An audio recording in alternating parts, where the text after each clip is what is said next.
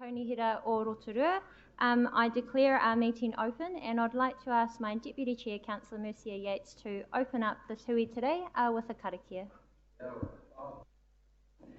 Nō reira, kia hihiri tātou. Tūtawa mai I runga, tūtawa mai I raro, tūtawa mai I roto, tūtawa mai I waho. Kia tau ai te mauritū, te mauri ora, ki te katoa, haumi e, hui e, tae ki e. Kia ora. Thank you, Councillor Yates. Welcome everybody to our meeting. I thank those members in the public gallery and do remind everyone that this is being live streamed, so welcome to anyone tuning in. Thank you to the media who are here and also some of our guests that will be presenting for us today.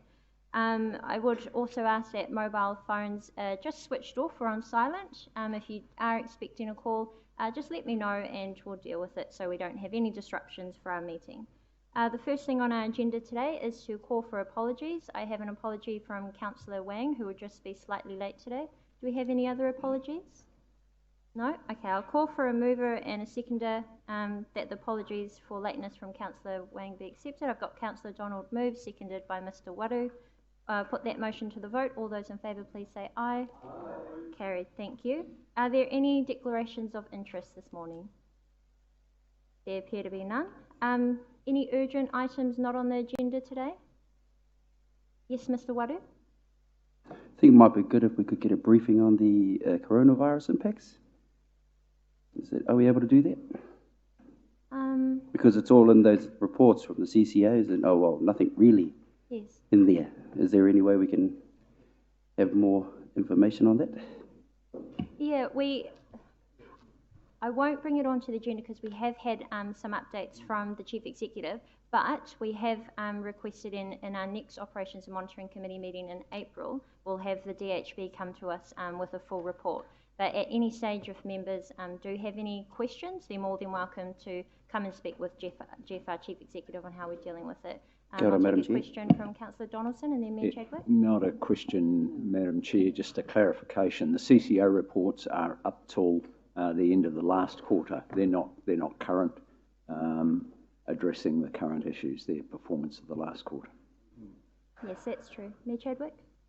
I think the best information for all of us to look at, and it could be part of our information to the wider community, is the Ministry of Health daily update on their website. So they are connecting in with other ministries and they're putting the current status out every single day. I put it out on my Facebook, the link, but that link is very helpful for the community. It gives you advisories, it tells you the changing nature, which moves every day. So that's a very good source for us to also promote. It's the one reliable source. Thank you, Mayor Chadwick. Were there any... Oh, sorry, yes. Councillor McPherson. Yes, thank you. With regard to that comment, very helpful. And I found the website you refer to, Mayor, extremely helpful. What I can't get a sense of is how we might be responding to and helping with regards to the local economy. If there are any sources or processes that are being used at the moment to ease the pain, I'd be grateful to hear about them. Thank you. You're welcome. Were there any other urgent items on the agenda? Yes, Mr Waru? Kia ora anō te chairman. So I just want to be clear. So it's okay, we can ask those questions when the CCOs present their reports? Because I want to know what the impacts are. Yeah, not so much what the health and at a national kaupapa, but what the impacts are on Rotorua. Yeah, the CCOs are just here, as mentioned before, to give an update on their quarterly report. So I wouldn't feel comfortable asking them to speak on that here today. But like I said, we're more than welcome to have a discussion with our Chief Executive, and we will get a full report because Councillor McPherson and other members have raised this a few times now. So we are aware that we need to look into it in more detail and see what we can expect and what role we can expect to play as elected members to assist as well. Councillor Kaifong. Kia ora. Morning, Madam Chair. Just in response to that answer, I had a discussion with Michelle Templar, who will be presenting on behalf of the CCO, just to pre-warn her that there may be an opportunity, and if you're happy to allow that, then she would be able to update the council around what activities RED is undertaking in that space. Thank you, Sandra. Yeah, thank you very much, Councillor Kaifong. And for those who are unaware, Councillor Kaifong leads our economic development strategy as well, so that was very appropriate, and thank you for giving them a heads up. There was one urgent item that I wanted to raise based on some recent incidents, and we have had other members bring it up in urgent items, and that's just that in confidential, I've asked our staff to provide us an update on community safety. The reason I've asked for it in confidential is we do have some videos and some evidence that I would be concerned for people's privacy if we brought that into public, but I do understand that for elected members and myself, community safety is very important, so we need to have that update from our executive on these incidences, how the council as an organisation has been responding, and also how us and our expectations as elected members and what role we can play in that. So I wish to add that'll do. Staff update on community safety and confidential. So I get a mover in a second for that, wouldn't I? No? Okay. Well, if everyone's okay with that, we'll put that on the agenda and we'll discuss that in confidential. Excellent. So we will move to page 7 of our agenda, which is the confirmation of the minutes. The minutes of Operations and Monitoring Committee meeting held on the 5th of February 2020 be confirmed as true and correct. Do I have a mover and a seconder? Moved Councillor McPherson, seconded Councillor Yates. I put that to the vote. All those in favour, please say aye. Carried. So we move to our first item on the agenda today, which is a presentation on State Highway 5 and State Highway 30. I invite Stavros Michael to, there you are, up and please bring along your guests. Today we have Adam Francis and Simon Barnett from Waka Kotahi, which is the New Zealand Transport Agency, and they are here to overview a presentation on State Highway 5 and State Highway 330 for the Rotorua Urban Speed Review. Stavros, was there any further words you wanted to say to welcome them?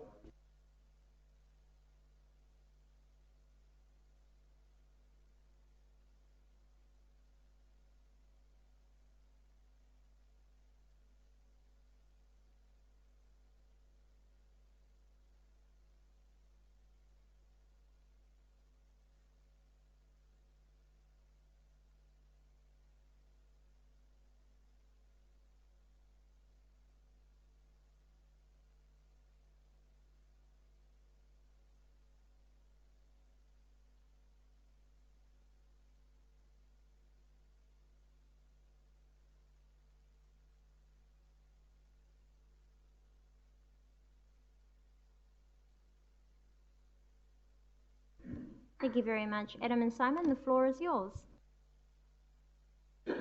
Thank you, Madam Chair. Thank you, councillors, Mayor, for giving us this opportunity to present to you today.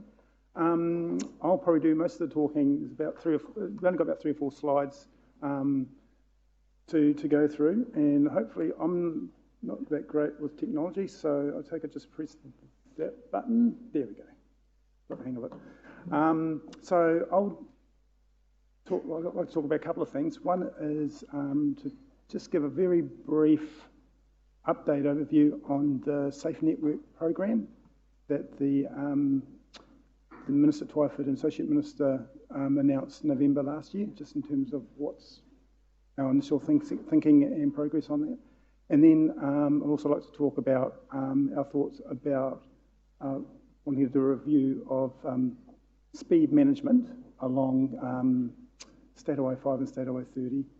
And then Simon will talk as well about the Stage 2, the business case. So for those who, excuse me, like I said before, it was announced in November last year that there's money being made available for safety improvements on the road network. That's both State Highway and the local road, and we're looking at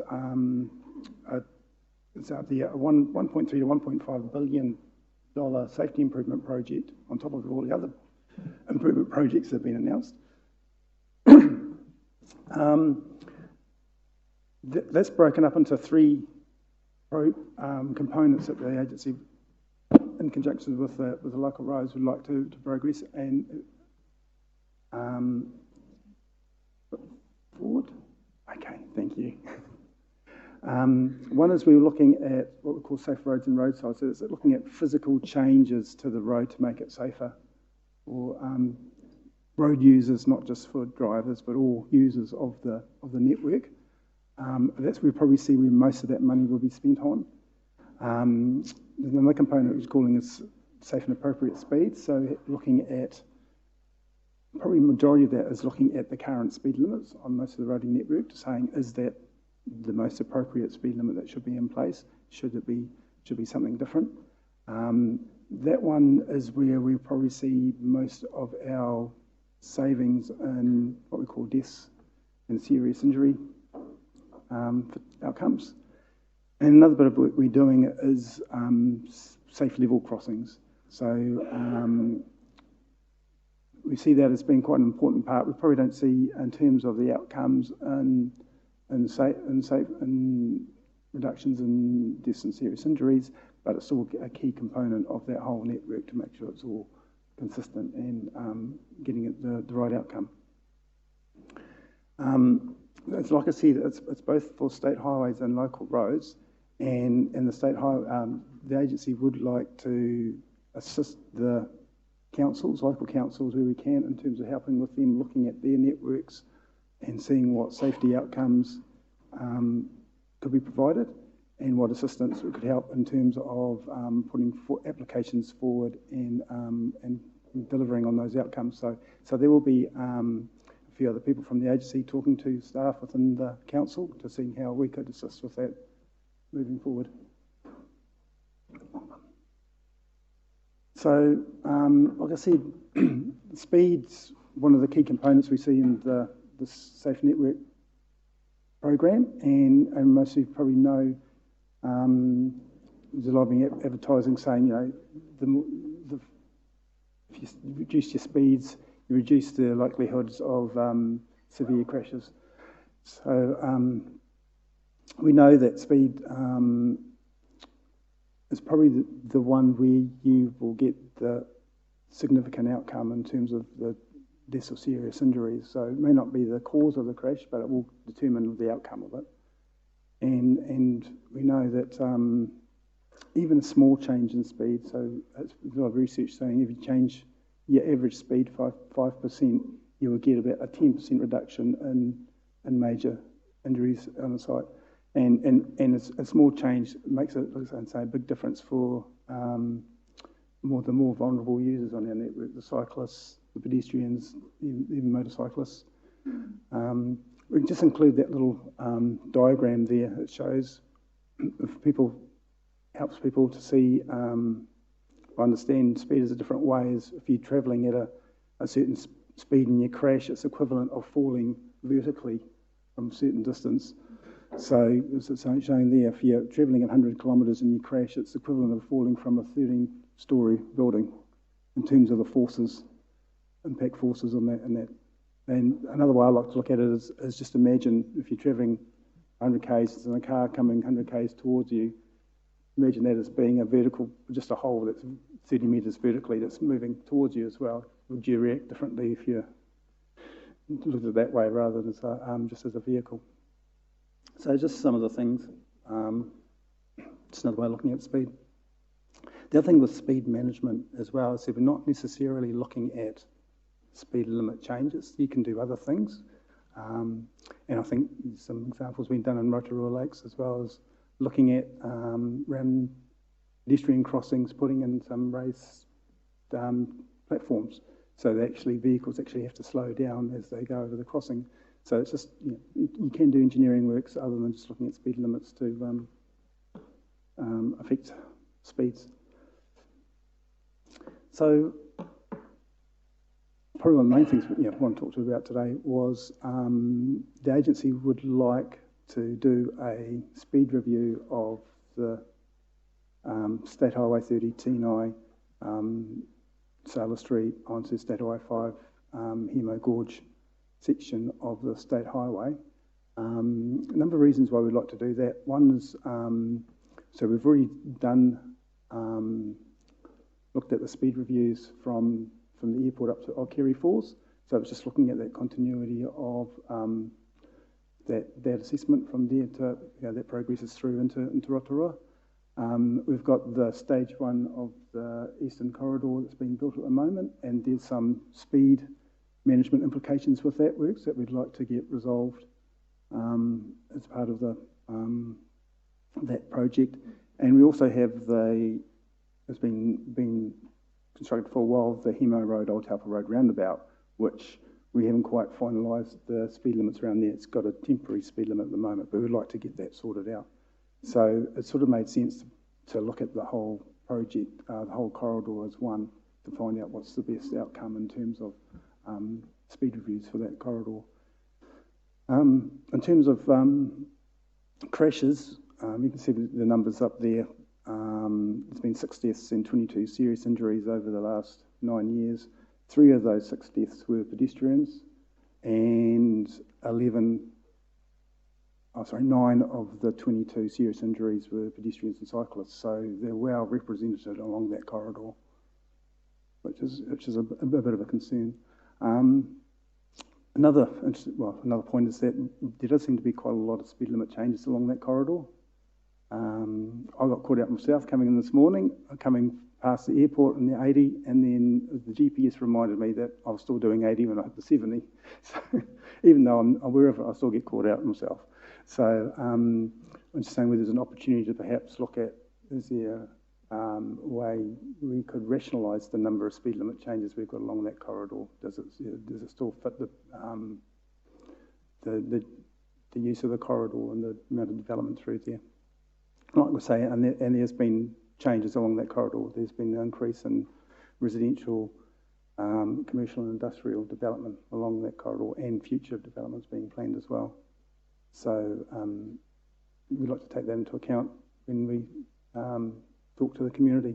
So we are going to be initially just looking at engaging with the community. So one of the first things we're doing is attending the Aurora Community Day on the 22nd of March. So we would have a stand there and just get people's ideas about what they think about what the issues are along Tēnai Road, what they think about speeds, what sort of things they'd like to see on there.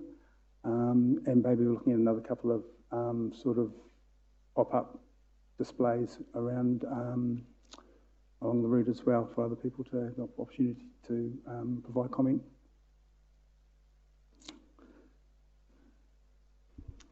Thank you very much for your present. You still got some more to No, go? no, that's me done. And then I was just going to pass it over to Simon. Yeah, Unless you want to do some questions first. Yeah, I might get and then questions if you want to for cover you first now. Yeah, Thank sure, you. Councillor Kumar? And if there is anything that will get covered by Simons, then just let us know and we'll cover it then.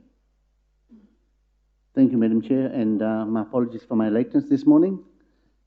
Got held up in some community work, but thank you so much for your presentation. I just wanted to know, with this much expected work that's going to happen around Tēnai Road and Vaughan Road and all of that, how does it affect, because we're looking at speed limits on Tēnai Road, and how does it affect the side roads? Because there's going to now be a lot of heavy traffic that will be coming through all those side roads. So yeah, I'm not too sure if I understand the question about how it affects if you're asking about if we're looking at changing Tēnai Road, for example, if we're going to reduce the speed in Tēnai Road, obviously there's going to be a lot of work in reducing, and with all this works around as well. So there'll be a lot of access through Vaughan Road and all the access roads on the side. So how do the residents of those streets in the next couple of years face the quandary of their daily, with all these excess travels coming through? I don't know what changes there will be in the traffic patterns associated with it. I do know that there are some management treatments on some of the side roads. So, like I mentioned before, some raised tables that will help affect speeds coming onto the highway and off the highway onto those side roads. So that might help with I might just ask Stavros to make some comments, because some of those, I get where you're coming from, but some of Yeah. those questions are on council I roads. might be able to sort of assist with that. You know, the two things, you know, most of the side roads are already residential, still in 50 Ks. Vaughan Road has got some variable speed limits, but remember the contractor who is going to be undertaking the improvement works on stage 1 for Sala to Tarawera have been requested to initiate a process where they assess the risk of that work and effect temporary traffic management measures, which may mean areas like Vaughan Road may experience a temporary speed limit reduction for the duration of the works. But all other streets are already at 50 km per hour, and we already are aware that it might be somewhat we call a rat run during the works, and the contractor is exploring possibilities to propose and implement some traffic management processes to mitigate that. Thank you, Stavros. Mayor Chadwick? Yes, thanks for the presentation, Adam.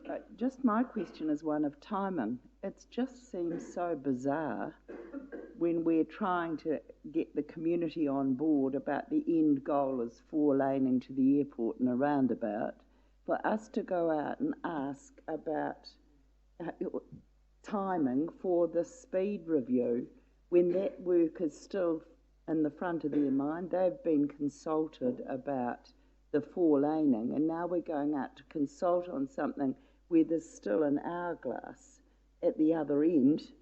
That there's hopefully stage 3, and I'm sure it will be. So why is the need for this at this time?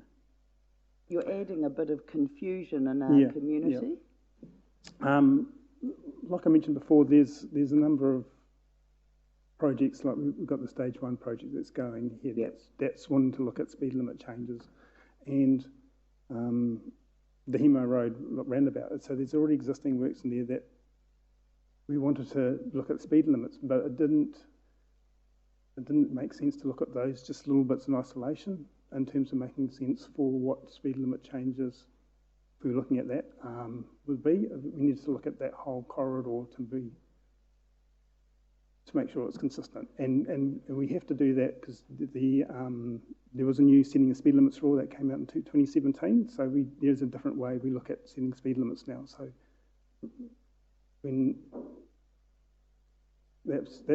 so whether I can just finish off with saying, just because we're looking at speed limit now doesn't mean that I'm seeing this more as an interim measure, or it's something that needs to be done now, but doesn't mean it has to be in there the whole time. It can be relooked at again.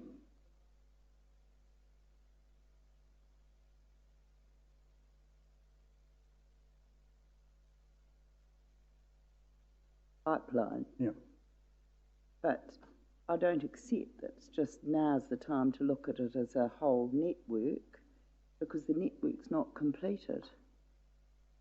It's going to really confuse people, because you're going to get hit with, well, hang on, what about the feeder into the airport and the industrial park? And you're going to get hit with the very issues that I'm sure Simon's going to try to speak to. Kia ora, if I could just jump in for a moment. I can bring us back to the question just on the next slide, but one of the things that we're looking to do is, as we develop the business case for stage 2, is to be coordinated with the speed review. So that's one of the reasons I'm sitting here next to Adam. So at a national level, we've got speed review, and then as we get very local, we need to make sure that what we do is coordinated and any staging is in it and it's integrated. Thank you. Thank you. I have Councillor Yates, followed by Councillor Donaldson and Councillor Bentley. Thank you, Madam Chair.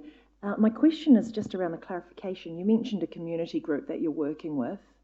Can you name the community group again? I just missed it. Or that you're going to consult with? No, we haven't consulted. We had a initial engagement with Tātou Pānama, right? And they advised that they organise a community day. Okay. On the 22nd of March, and we thought that'd be a good opportunity to be able to have a stand in conjunction with that. Awesome, thank you. Thank you. Councillor Donaldson? Thank you, Madam Chair, through you. It's sort of in the same vein, and it's even more random than that, because from Linmore to past the cemetery on Sala is 70, not 50, as that would tend to indicate. So from the Tarawera roundabout to the Sala Street and then round past the cemetery is 70, and then you go back to 50, having come from 60. So I agree, it's totally confusing. It's Yeah, no, the GPS in my car is quickly out of date. But at the last Regional Transport Committee, Ross Lanson pointed out that, and I'm looking at a picture I took of his presentation, Madam Chair, the tackling unsafe speed package here, and I think you touched on speed management plans. So is that going to only apply to councils, to TLAs on the road we control and not state highways? Because the Ministry of Transport are going out to consult on these changes and finalise that process by the end of 2020. So we'll no longer be able to control speeds on our roads through a bylaw. It has to be a speed management plan. And I echo what Her Worship says, is we're in danger of confusing the community if we consult on this, but then at the same time the MOT are out there consulting on speed management plans. It all gets a bit confusing. I don't know, probably the same as the councils, the full details about what those regional management plans would look like, but we would be in the same position, so we would have to be included in that regional speed management plan along with the local councils. So there's not a separate... So you're saying that they'll talk together, the state highway and the urban roads will need to be part of a holistic speed management plan? Correct. Yep. So the timing then for this, you're saying this is a stopgap measure? Is that what you're saying? Or will this wait until we've got those speed management plan process implemented? Well, we'd like to progress this now. I'm not too sure what the timing is for the Tackling Unsafe Speed program and when those speed management plans coming out. So, like I say, we just like to go out and engage with the community and then understand what's the feeling out there in terms of looking at doing speed limit review at this stage. Councillor Bentley. Thank you, Madam Chair, and my apologies also for being late. I just didn't leave home early enough. The question I have is that all this consulting that we're doing with regard to the upgrading of this piece of road at the moment, I would have thought all this would have taken place before the Eastern Arterial route was actually canned a couple of years ago. Why wait till now? So unfortunately, I'm not privy to a lot of details about the Simon. Not much information on that one. Yeah, unfortunately, we can't speak to that. Yeah. So I guess we're here looking forward, and the history is something that we're not privy to, unfortunately. Yes, no, thank you, and we understand that.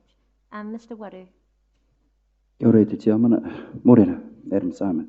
Thank you for your report over here. Mine's a very simple question, actually, and put my science brain on. So what's the methodology, what's the formula that you use to come up with the speed limits? Because it sounds quite simple to me. I don't know what... like I said, there's setting a new speed limits rule came out in 2017. So that changed significantly the way that you assess speed limits. So previously it was predominantly just looking at land use development, saying how built up the road, adjacent road was what the speed limit is. Now it says we should be taking into account still taking into account the land use, but we should also look at the road characteristics. What's the hazards adjacent to the road? What's the traffic volume on the road? So there's a number. What's the existing safety record of the road as well? So it's taking into quite a few more components to assess that, and even the way it's quite specific about where you should have a speed limit change. There has to be a significant change in the environment or in the road features. So It's trying to provide something more consistent application of where you have a speed limit and where you have those changes as well. Is there a, is there any, are there any roads that you can do a comparison to? Are there something, because I'm pretty sure that our roads aren't that unique compared to others around the country. I'm not too sure I understand the question. We compare the... Compare what, the speed limits and how you come with the different components, different variables in there. I would say, do you want to compare it with Ferry Springs Road, or do you want to compare it with Fenton Road? You've got 4 lanes, divided roads, and what's the speed limits on those? One's 50, one's 60. Yeah, that's what I'm trying to get at. It sounds like a bit of a party mix sometimes when I'm looking at the road speed limits along there, yeah. And our Deputy Mayor, Dave, was correct in saying that it's all over the place. You go from 60, 70, 80, going up and down and all that. So, yeah, I think it just needs a bit of consistency over there, and if we can get that done quickly, that'll be good. Less confusion. Thank you for that feedback. Stavros? Thank you, Madam Chair, and thank you, Adam. Can I sort of interject, for a minute and just put a little bit of context to the work that Adam is proposing here? If you all recall, in 2016, we have agreed with the government to uplift the designation for the REA. That was done on the basis that improvements will be made to the T9 roads, and it's been anticipated that T9 road can be improved to act as a main eastern corridor into the city. Concurrently with that, we have our spatial plan and our housing plan, which anticipates, especially in the eastern sides, from memory, somewhere in the region of about 4,500 new houses, north and so the south and north of state or T9. So in the near future, with our housing plans, T9 road from the airport all the way to the city will be coming increasingly more an urban arterial street rather than a state highway. And therefore, in considering what is the appropriate safety interventions in this corridor to make sure that it's consistent with the spatial planning and zoning and the housing aspirations, the work that NZTA is doing at the moment will be informed by our zoning plans and our housing expectations here too. The timing of implementing the speed limits obviously will be affected by the stage 2 of the work that Simon is proposing there too.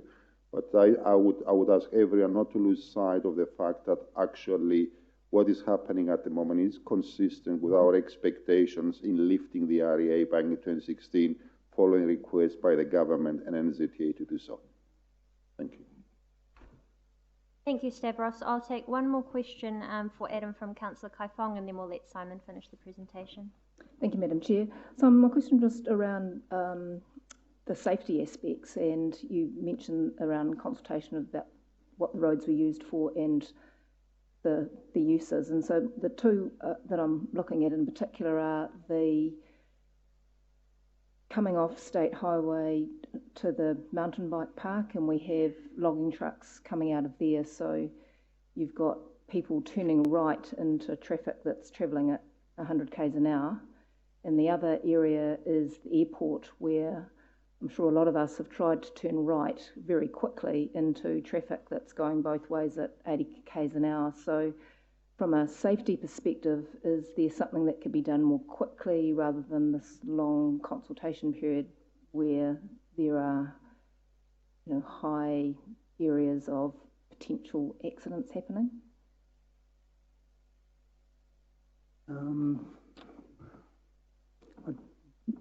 For questions I don't know, there have to be some sort of specific engineering project, I would imagine, if you're looking at doing something at those locations. So if you're doing intersection improvements, it's still going to be a significant time frame if we were going to identify what's the best outcome for those intersections for turning right. So it's, in terms of time frame, we wouldn't be anything quicker that we could do, I would have thought. So I was just meaning in terms of the actual limits that you were talking about. So there's obviously, you haven't indicated how long it would take for this process to adjust speed limits, but these are two particularly high areas where there is the potential for accidents with the high speed zones that are currently there in place. I don't think, I don't think it could be much quicker. In terms of whether there's a possibility of looking at those two specific locations and getting the speed limit changes, getting those done initially. But like I say, we'd like to understand what the extent and where those you have those speed limit changes. And there's we have talked to a number of stakeholders, really like Reed Stag and BMX Park around there, and they've got different views about what should be the extent of if there was a speed limit where, along State Highway 5 there. So it's just determining that, and that's until we have that feedback from the community and understanding what they feel is the appropriate lengths and the speed limits there. It's a bit hard to say how, if we can do those any quicker. Thank you, Adam. And I believe, Simon, you were going to give us an update on the Eastern Corridor? Kia ora, yes. Press the button. No, the slide. Wrong button. Kia ora, everyone. My name's Simon Barnett, as you've heard, and I work for Waka Kotahi. This slide is here to effectively let you know that we're committed to delivering the detailed business case for stage 2, that being the development of Tina Road. That takes us up to the airport, and I've already heard some comments about safety issues around the airport, and there's a number of intersections along there with the safety record that we've spoken about in terms of those deaths and serious injuries for pedestrians and cyclists. The slide is not full of information, and there's a particular reason for that, because I'm not here to present to you any particular answer. I'm here to raise my head above the parapet and let you know that we are committed and we're engaged and we're mobilised. Some of the things that we're working towards this month is we'll always be working closely with Stavros, but we'll be working with the housing, urban development, developers, Māori, and our neighbours. Now, I know that there's been a lot of consultation over the years, but I think that there needs to be some specific engagement with our neighbours that may or may not be impacted on whatever proposal we come up with. And so in my mind, they're front of mind. They're very important to me, and I wouldn't want them to be reading about something in the paper unless they're fully engaged. So there's no details on this slide, and I'm not here to give you those details. Just picking up, sorry, I can only do one focal length at a time. I'm just picking up on some of the comments around the table. The development of this piece of road is linked to the safety, and it will be linked to speed. There may or may not be some staging. So getting to the point on, how do you determine what the speed is or what the formula is, that might again be determined on how we develop the network, and there may be some staging towards that. So in this early point, it's, Adam's really opening up the door that we will be engaging on speed and how the network will develop.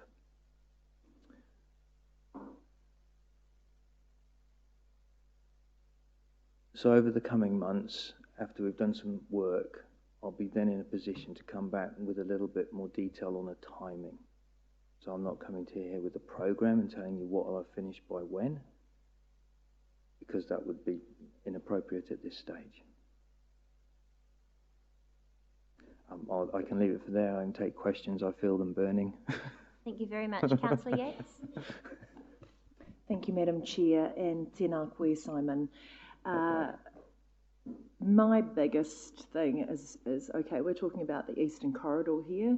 which back in 2016, I believe, a 4-lane development was proposed then. So I'm really wanting to declare that there is urgency and expediency around that. I'd also like to support the notion that if we're looking at setting speed limits, that it be done at the same time, that we're not introducing and reintroducing. I talked to my uncle down there who's very vocal about the change in speed limits, and he'd heard it was increasing. So the bit of myth busting needs to go on there as well. But communication is key. Communication's critical. But the other thing I do want to add, we had a 2-hour wait backlog along the northern arterial route Monday this week due to roadworks. So that's another piece of laneway that we seriously need at the forefront. If not simultaneously, it needs to be hitting the road at the same time for our community. Kia ora. Understand. Thank you. Councillor Donaldson? Thank you, Madam Chair, and I'm not sure whether Simon or Stavros can answer me on this, but I'd like to understand what a business case gets us. Does that get us to actually getting on the priority ladder for funding eventually for the work that a business case arrives at? And what happened to all the Connect Rotorua workshops facilitated by Grey Matter, which went through yards of consultation, including open days with the agency at Linmore School, where we had all sorts of stakeholders there, including the community, the Automobile Association and others, looking at maps of Tenai Road being the preferred eastern corridor and the side treatments that might or might not make that up. All of that work, are you picking that up towards the business case, or is that just parked, gone, forgotten about, because it must have cost a bob or two, and starting afresh? Where are we at? We're not starting afresh.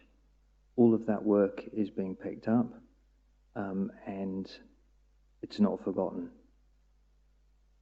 Since that time, we have speed review, we have changes in development, we have a network operating framework, and we're looking at what the position point we got to. There may be some tweaking, refining. There's a revisit of the economics, if you like. Working with housing, working with Stavros, working with our other partners, and at that point we'll be able to come back with something a bit more finite. Thank you. Mayor Chadwick? Thank you for coming. This is the first time it's now through housing and minister's announcement last week. Simply starts to make sense when agencies are talking together.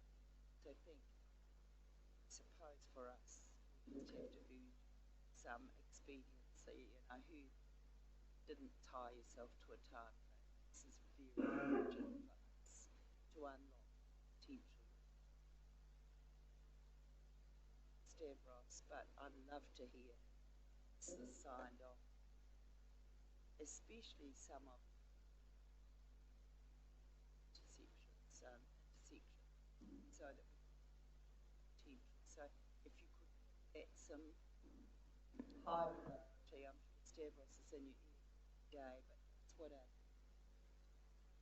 it's great. It's the first time I've two agencies. Thank you for that. I'd like to add that in terms of the question around the business case, so the business case process, or the first part, gets us to a point where we effectively seek funding for the next stage. That next stage is a detailed design. So in old money, you might have said we're in the investigation. The detailed design then leads us to a point where we can seek funding for some construction. What we're intent on doing is making sure that when we get to the end of the investigation, the detailed business case, that we can present a holistic, integrated solution, and that needs to work with those other agencies. So the job is to keep it simple. but that's not an easy task. Thank you. Councillor Rokawate. Thank you, Madam Chair. Good morning.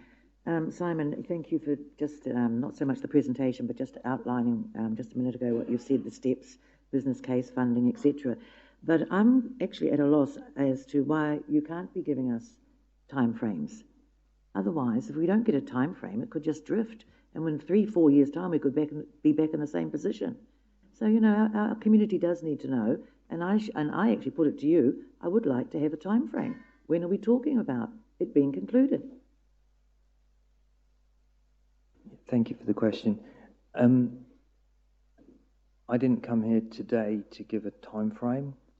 I've come here to sort of give you confidence that we're here, we're working towards that.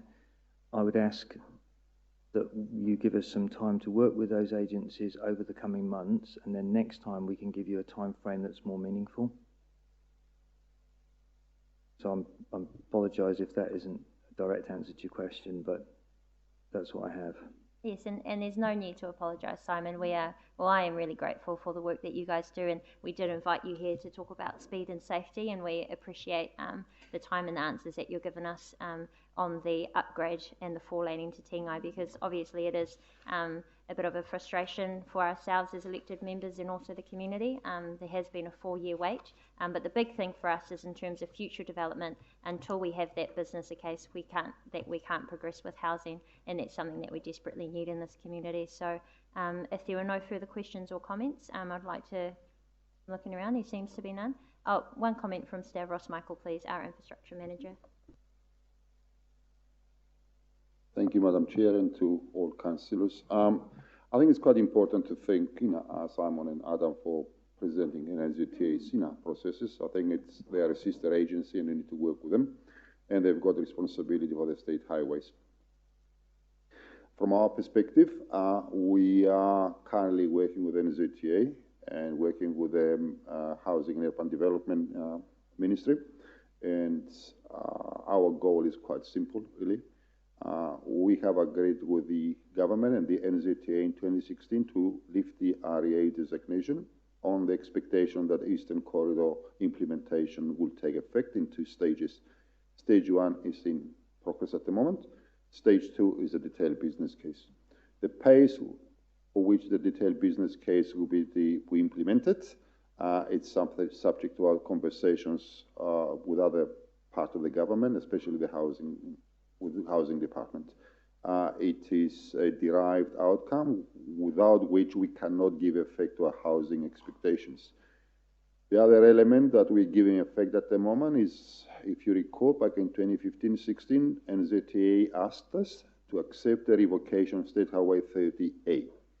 We have agreed to that, subject to a number of conditions, and we are progressing the final design of that work, and that is in progress. Hopefully, over the next 2-3 months, we'll come to you with a final agreement on that process. Another element of our expectations with our agreements with the government and NZTA is a Western Corridor all the way to Nongotaha. As you are aware, last week an announcement has been made about $14 million for implementing changes to the Nongotaha node, the roundabout. We are working to a safety upgrade through Nongotaha village at the moment, and we'll come back to you with some concepts of that perspective. I'm meeting with the NZTA project manager for that State Highway 5, State Highway 36 project on Monday the 9th to progress this further in detail too. So I think Councillor Tights said it quite rightly. While we are working with our sister agencies and respecting their processes, our expectations are quite clear, and they're founded on the agreements we had in 2016. So we'll continue to pursue that direction. Thank you.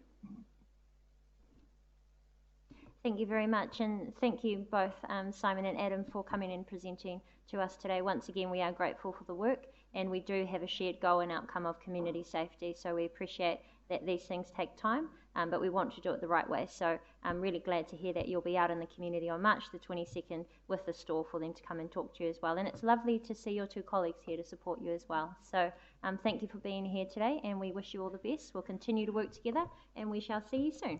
Thank you. Thank you. Thank you. Well, we'll now move to page 13, which is our staff report. I'd like to invite Thomas Collet, our Chief Financial Officer, up to speak to this. So I'll call for a mover and a seconder to receive the report first, and that's that the report titled Financial Performance for the 7 months ended 31st of January 2020 be received. Moved by Mrs. Rothwell, seconded by Councillor Kumar. All those in favour, please say aye. The report is received, and I'll now get you, Thomas, to overview the report. Thank you. Thank you, Madam Chair, and good morning, councillors and board members. Isabel, if you could kindly bring up the presentation. Just a brief presentation.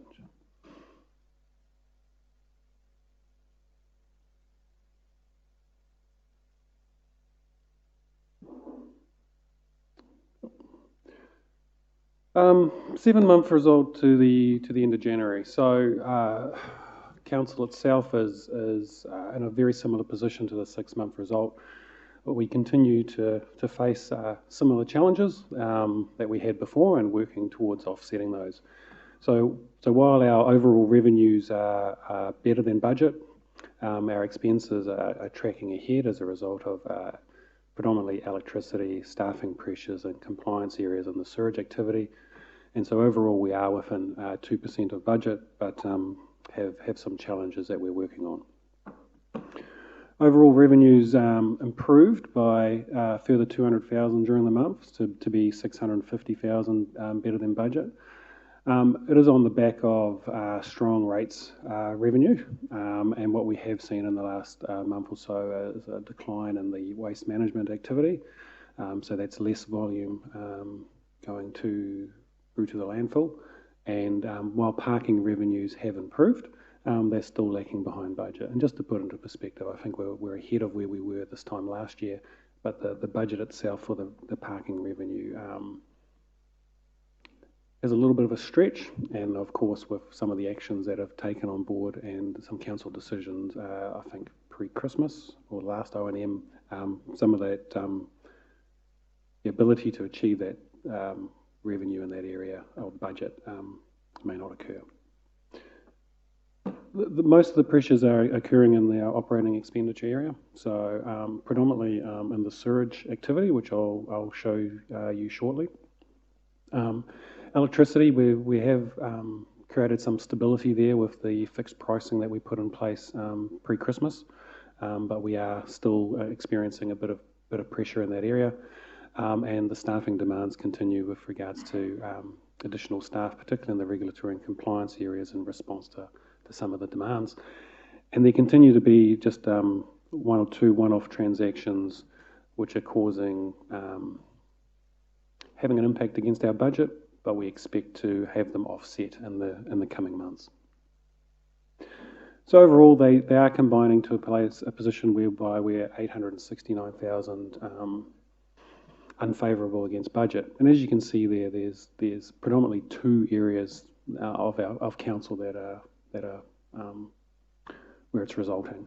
One in the sewage activity, so it's no surprise that that's the activity that bears the most of the electricity expense for the organisation, along with the water area. And so that's under the pressure from the one-off transaction relating to a land acquisition, which will be offset shortly with land disposal, electricity and compliance costs relating to the Rotorua and the wastewater treatment plant. So that's expenditure to ensure that those are operating at the level that we expect. And planning and regulatory, as I said before, are predominantly impacted by parking revenue. The majority of our other activities, as you can see, are at, close to, or more favourable to budget, and they're all contributing to help offset the pressures in those two areas. Our capital spend. So again, $91 million budget for the 7 months. We saw a $6 million spend over January. Now that's actually quite substantial for us when you think about that. The majority of the contractors were also closed for the Christmas period, and many of them had, on some of our projects, mandatory 2-week closures for their staff.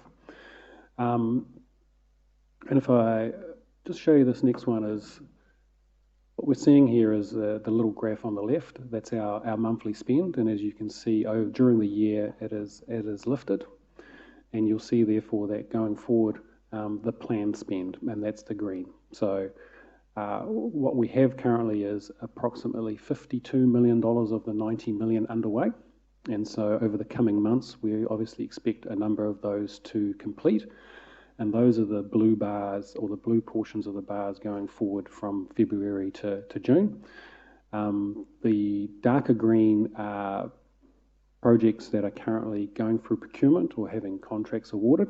And so those are predominantly, you can see there are significant spends. Those are the museum project, the Sir Howard Morrison Performing Art project.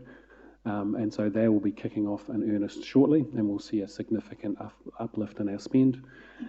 And the slight grey is a number of projects whereby, there's a number of projects that also have dependencies on others, but what we are seeing is a small number of projects also moving to what we're calling unprogrammed, and the other graph unfortunately calls it unscoped. And so as we focus on the delivery of the majority of the project, there are a small number of projects that we are now seeing again likely to be deferred into the coming year.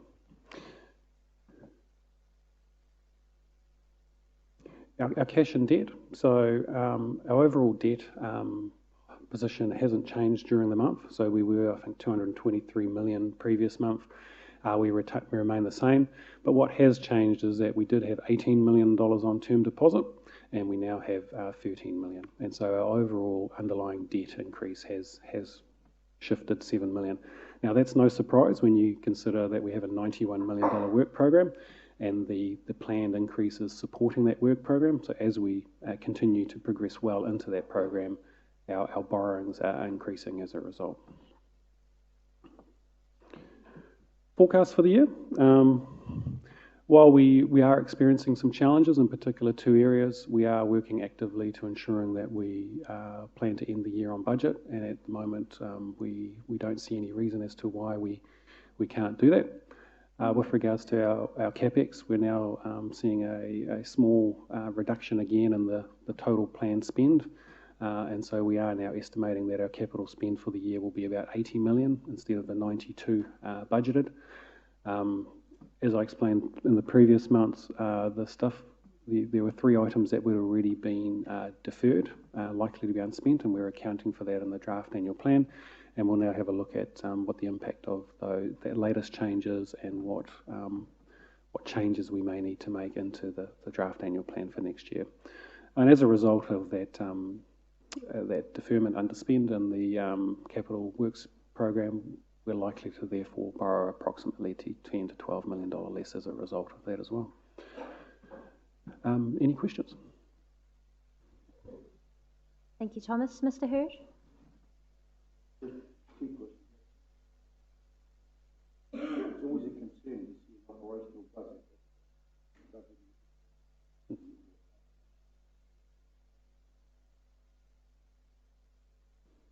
Sorry, Mr. Hurd, is your mic on? Thank you. Can you clarify for me, please, whether, because I couldn't take it from your conversation, whether that debt has actually been funded out of that overrun, out of debt or out of reserves? First question. Second question, have we considered what impact, and it may be leading on to the next discussion, coronavirus may have on our budget? And if so, do we have any thoughts around that and where it might take us? So first of all, I'll remind Council that we do run what we call a balanced budget, so our revenues do meet our operating expenditure. What I don't show you is actually some of the subsidies that are there to help support our capital works program, which actually provide for that surplus. So I can assure you that we do not borrow to fund our operating expenditure. So we do generate overall operating surpluses that help pay for our renewal program. So that's just, I guess, the accounting reporting that I'm showing you, and we're looking at revamping that shortly, and that'll provide you with a bit better understanding of that area. With regards to coronavirus, I guess in the realm of my responsibilities, having seen what's happening to the share markets, having seen what's happening to the bond markets, some of the actions that we took in advance with regards to pre-funding of our borrowings will probably help us going forward. And just checking with our Treasury advisors with regards to our ability to borrow going forward, in particular in response to that capital works program. At the moment, we're not seeing any impact with regards to our ability to borrow going forward, but obviously that could change. What we are seeing, though, is that the overall cost of borrowings, as the markets respond lately, are dropping. So any new borrowings going forward will likely be at a reduced cost than what we were probably facing on the other side of Christmas. And with regards to our operations, we are having a tempered response with regards to looking at understanding what the impacts are on our business. We're obviously looking at business continuity plans. We're looking at should the worst case happen and staff have to work from home, understanding what that could look like and what the impact is. And obviously there are other organisations that support us, such as Rotorua Economic Development, that have a watching brief with regards to what the impact is on tourism and so forth. And on a weekly basis, we have a very small just working party that has a watching brief that brings all those sources together and looks at what the issues are and filters it through to the exec for any appropriate information. But at the moment, we're not seeing anything that is requiring us to have any significant change in the path that we're going. Thank you. Thank you. Councillor McPherson. Thank you, Chair. I've got three questions. The first one's a technical one. Looking at the chart on page 13, you've indicated there's about a 5% down on budget at the moment, but the standout here is fees and charges that are down about 7% for the period ending 31st January. Is this area under review? So as I said, Councillor, that's relating to the parking revenue and the ability to achieve the budget there, which was a bit of a stretch for this year. And so we have reviewed that, and as you recall in our draft annual plan workshops, we've made the necessary adjustments to those budgets going forward. Thanks. Page 14, what's the situation with regard to the capacity of the Rotorua people who have been struggling to pay connection and step charges? What are the outstanding numbers still to pay, and are any adjustments or mechanisms being used to help those people? So for all the councillors, council has not charged any of those properties connecting. That will happen in probably when the scheme is connected. And so at the moment, while there is obviously discussion around the affordability and elements of that community, council has not invoiced anyone for any connections relating to Rotorua. Okay, thanks. And that will occur at the completion of the whole scheme. Okay, perhaps I can come back after the next quarter. The final question is... Sorry, Councillor, that scheme is, I think, scheduled to be completed partway into the next financial year. Of course, thanks. Turning to page 15, down the bottom, there's a comment on the exponential increase in CapEx as the four big projects mature. And I wondered, following on from Mr. Hurd's comment, is there any contingency projections of rephasing one or two perhaps of the projects, mindful of our economy virtually stopping for the next 6 to 12 months, therefore the falling capacity of ratepayers to pay rates? Thank you. I have a point of order, Mayor Chadwick. I think we've got to be very careful of definitions saying that our economy is stopping in the next 6 months. That is purely subjective, and would be good when the Economic Development CCO comes to speak to that. We've got to be very careful as community leaders with comments such as that. They're a bit wide and loose. I don't accept that criticism, but thank you for it anyway. Do you care to, have there been any contingency projections made about possibly rephasing one, two of the four big projects? With all due respect, Councillor McPherson, there was a point of order. The Mayor is correct, and I will rule that question out of order. I don't think it's appropriate at this stage. Okay. Did you have any further questions, though? No further questions. Thank you. Mr. Waru? Kia ora anō te te mana. Easy question, Thomas. How are you? I think there's the variance of 869k. Are there any steps in place, or is there any plans to perhaps try and pull that back a bit somehow? So yes, and as I said before, the majority of that sits within the sewage activity. So Stavros and the team are having a good hard look at that activity at the moment with regards to what levers can be pulled. And obviously there's some actions across the organisation with regards to fiscal prudency, whereby one area of activity is under pressure. If that activity is not able to offset that challenge by themselves, we look at some of our others with regards to helping offset that without obviously impacting our levels of service. Apologies, I must have missed that. No worries. Councillor Kumar. Thank you, Madam Chair. Thank you, Thomas, for the report. And mine was on page 14 with regards to staff expense being up in response to demands for compliance. My question is, are these staff temporary staff or are they permanent staff and going to be phased into the organisation? The majority of those are, from my understanding, permanent staff, and with regards to ongoing budgetary allowance for that, that's part of that discussion that we have with regards to the proposed draft annual plan for next year, of how those positions are funded going forward. Yep. Councillor Donaldson. Thank you, Madam Chair. It's just a bit of a supplementary question, probably through you to Stavros, because, and it's based on the answer Thomas just gave in respect of prudence in the area of wastewater.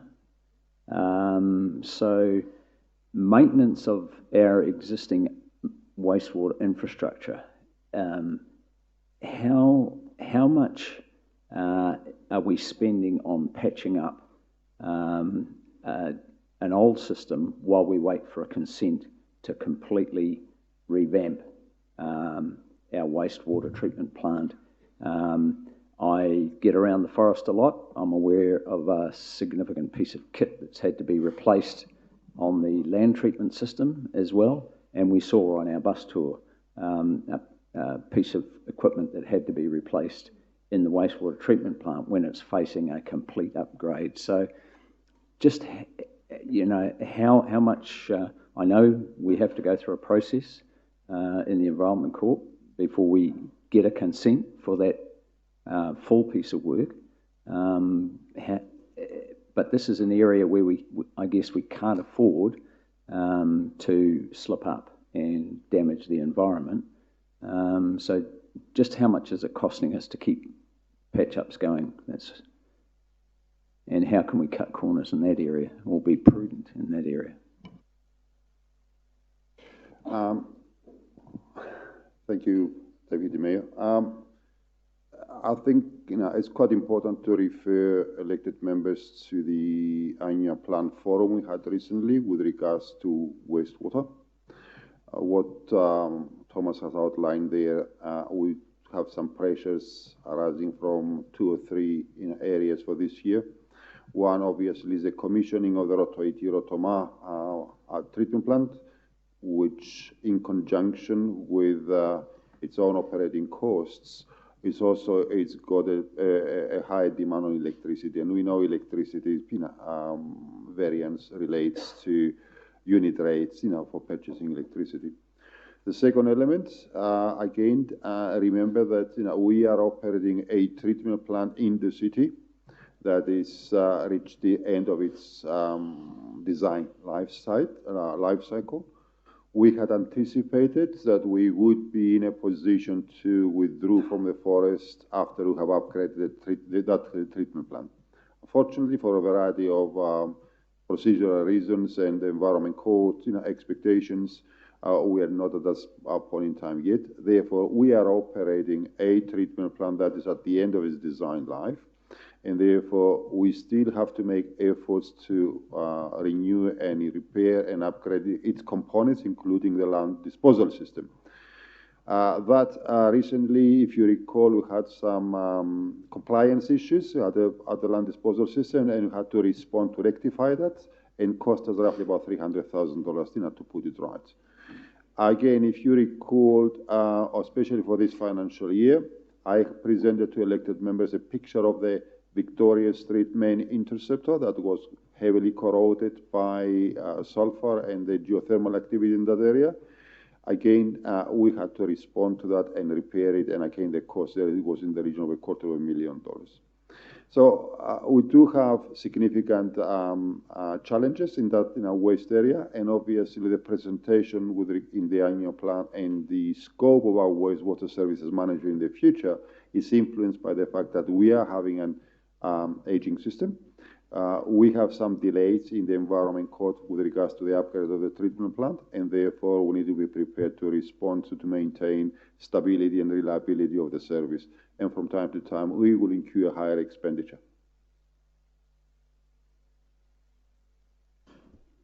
Thank you for the answer, Stavros. We are getting a little bit out of scope from a financial performance, but obviously that would be quite a significant cost to us. So I have 3 more questions. We'll go with Councillor Kaifong and then Mr. Waru, and we'll move on. Thank you, Madam Chair. Just a question. You mentioned that the cost of borrowings has now dropped, and we have currently loans that have been repaid over a 13-year period. So is this an opportunity for us to actually lock in some debt on a longer period of time at a lower cost, and maybe look at perhaps dealing with some of the issues more quickly than we might have normally been able to do when costs would have been more? So this potentially may be a strategy of increased borrowing rather than decreased borrowing, and I know that that may not sit well with some others, but it may be a strategy that we could be looking at. So 2 things there, Councillor. It does create some opportunity. So what we are seeing over the next 18-month period is probably some of our more expensive debt maturing, and so we will be in a position to refinance that at much cheaper rates, and obviously that has a positive effect.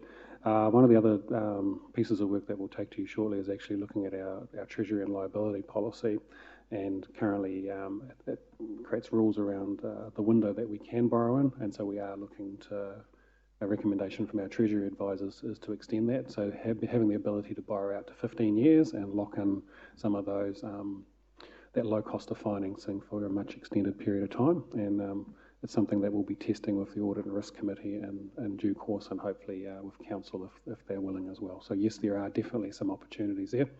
At the moment, the strategy that we sort of have is we have policies with regards to what we can borrow, percentage of our borrowings fixed versus floating. We've always tended more towards fixing as much as possible and having that certainty rather than the volatility, and also avoiding entering into swaps to try and fix that rate. And so at the moment, the strategy is changing a little bit. We're moving more towards floating, because that actually provides us at the moment with much cheaper cost of borrowing, and the trend seems to be that floating that we access seems to be coming down substantially. So that's the little bit of a strategy change at the moment to try and maximise what is happening in that area. That was a really good question. And we'll do the last one from Mr. Waru. Kia ora ora tātou, kia ora Thomas. Yes, there's a line in your report. It goes a bit like this: this cost will be offset once a separate associated land sale has been completed. Please explain the associated land sale. So the associated land sale is the piece of land that Council acquired many, many years ago out at Rotorua with regards to a proposed location for the wastewater treatment plant, which obviously went through the Environment Court, which we weren't allowed to use, and obviously we still have that land, so we are looking to dispose of that to offset the costs that we've recently faced. And obviously there's a formal process that we go through there, and that paper will come to Council for approval. Yes. Yep. Excellent. Well, thank you so much, Thomas. Thank you for overviewing the financial report. I might just give us a quick 5-minute break to refresh ourselves, grab a cup of tea, and we'll return afterwards for the update from the CCOs.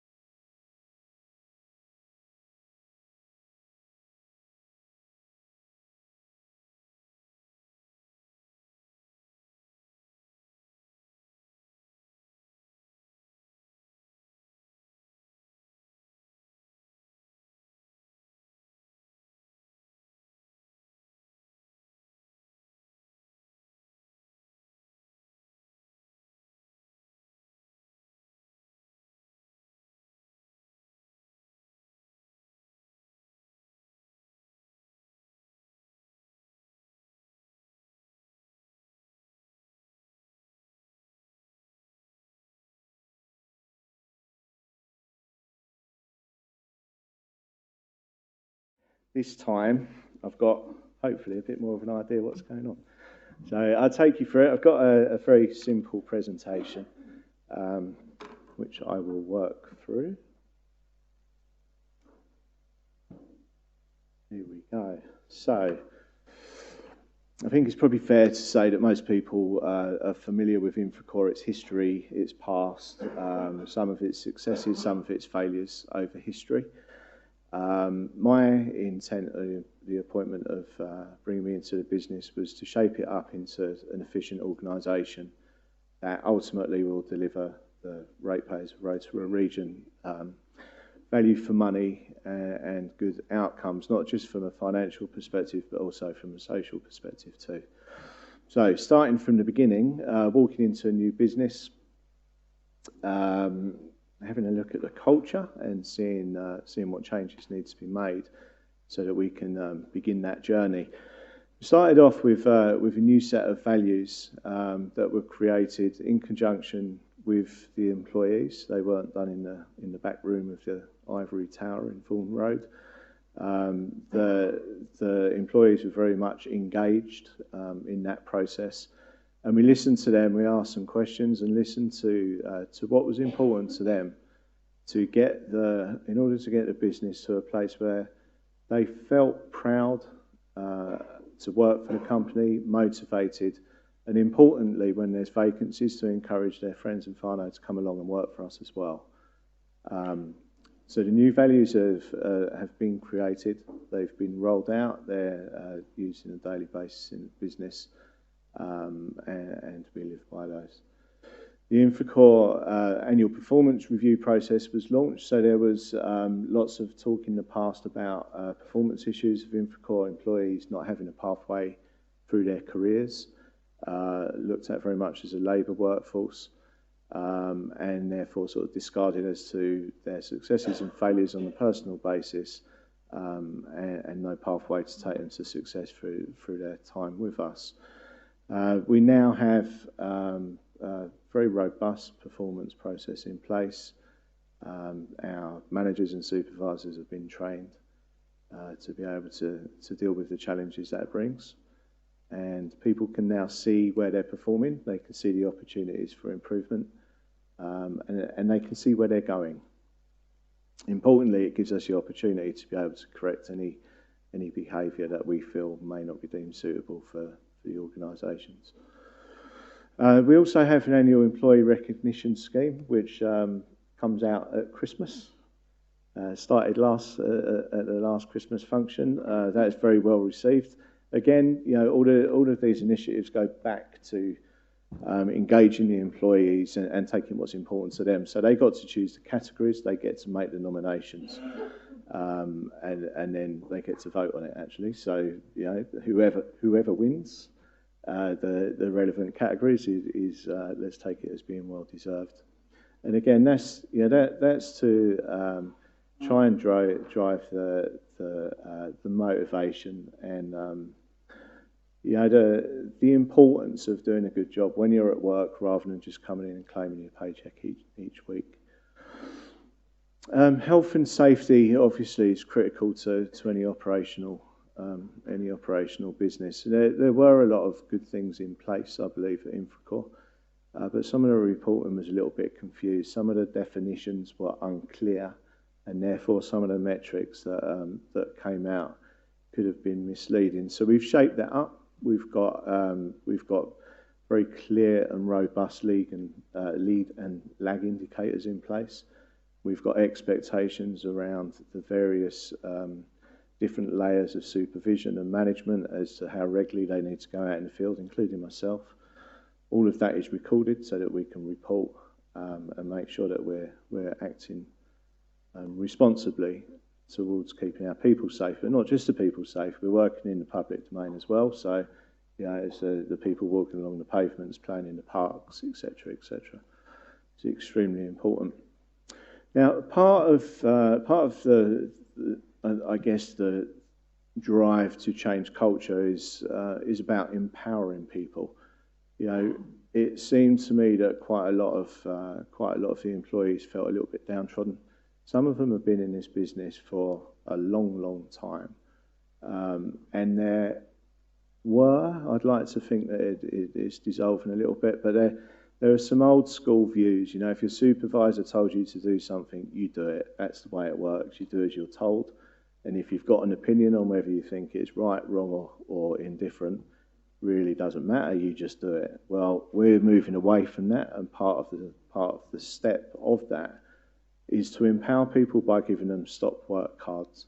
Now, the stop work card is purely designed to empower people and to reinforce that no matter what grade or rank or job you're doing, if you see something that you believe is unsafe, if you see something that shouldn't be happening, or even if you just feel that it isn't right and you can't quite put your finger on it, everybody has got the right to, they don't have to pull their card, but metaphorically pull their card and say, look, I'm not happy with this, we need to stop, take 5.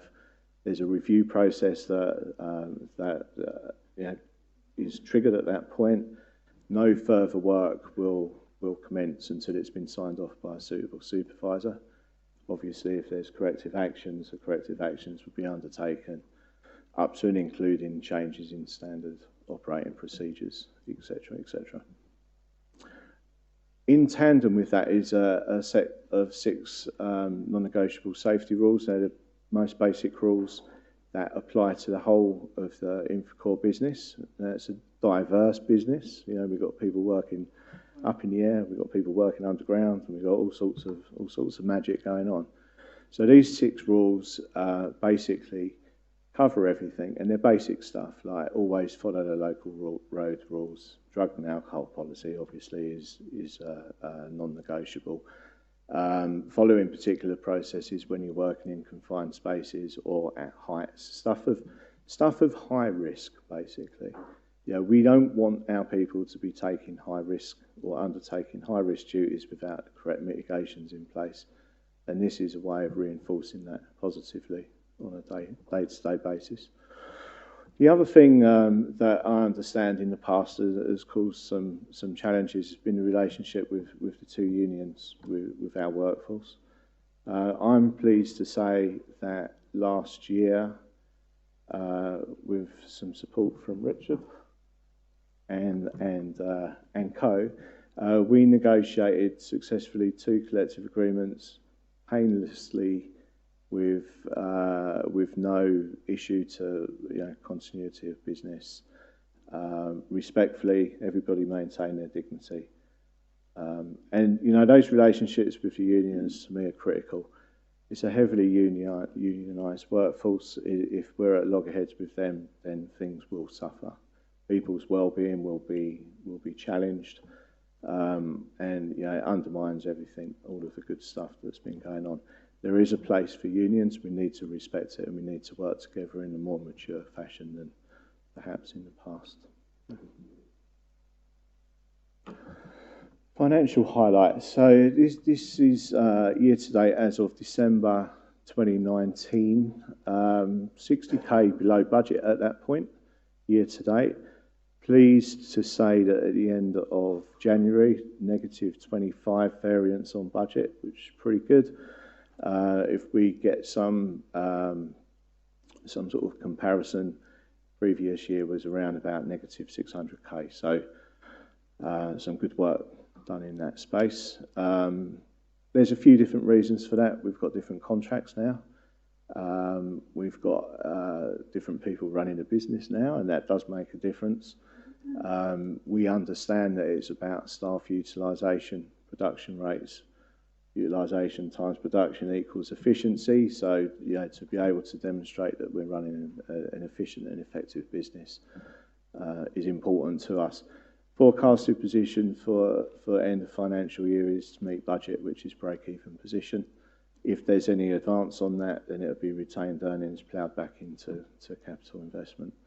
We're not forecasting any negative variance from that financial position. So efficiency initiatives say that that's probably the key to it, but there's a number of procurement initiatives that have been undertaken as well. There's the all of government discount schemes was one that was sitting there looking us in the face for some reason, hadn't been initiated at that point, has done now.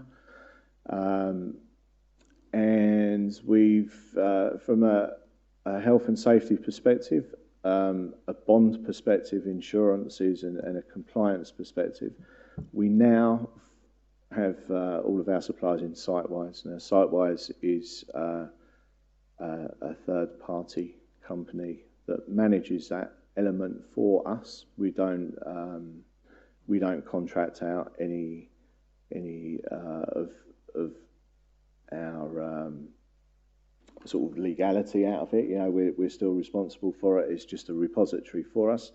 It allows us to manage things like bonds and insurances, where, you know, it's quite usual, unfortunately, when it's all stored on a spreadsheet, that it just gets forgotten about. So this keeps everything fresh. Makes sure that all of the subcontractors that we use have solid health and safety systems behind them, gives them an annual score, and allows us to demonstrate that we're behaving responsibly. So that's more of a risk management type thing, I suppose. And we've also got a new subcontractor agreement as well that better protects us against any liabilities for work undertaken. It was a little bit loose previously, so that's been tightened up. And as part of the moving off of the old affinity payroll system, we've transitioned successfully to MyPay. It's been quite a smooth transition. We've babysat it through to make sure that there's no disruption to people's pay, but that's been quite successful. So that's good. Operational highlights. So for the purpose of this, I've just purely taken the SLA scoring that the council gives back to us, one from Stavros' team and one from Jocelyn's team. The consolidated scoring of that, if you like, is 8.1 out of 10, which is green. Obviously, room for improvement, as there always is, but mindful of that last 10% of improvement, normally adds sort of 20 to 30% of the cost base. Now, strategically, I guess with council, we need to decide what we do target from a performance perspective, because that cost in a roundabout way would be borne by the ratepayer. So it's about the value that adds.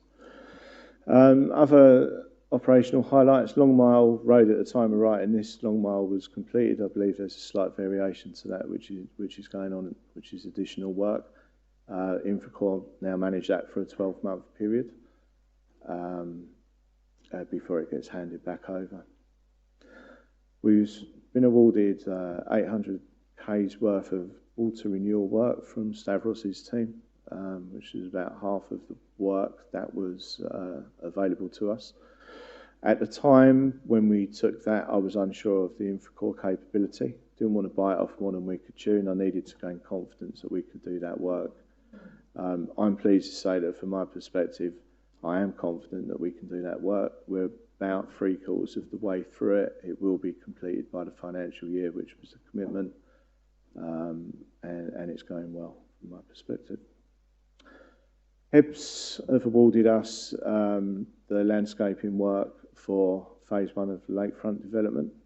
That's worth about 400, and there's a bit of water pipe shift in there as well, which we're also undertaking on their behalf. And we introduced the iFixit app. Now, one of the first things that was said to me when I came along was that you've got all these people out there, Matt. There's all of these things, 300 eyes, let's say. Everybody's looking around, yet they're not reporting anything that may be wrong. So in that second week, we created the iFixit app, which is a very simple addition to iAuditor, which is a tool we use for safety checks. That allows each person in the Parks and Open Spaces team to take a photo, geotags it with the address, they type in what the fault is. That goes back to Infracore HQ. Some of it, in fairness, is stuff that we're contracted to do anyway, so we go out and do that as part of the SLA.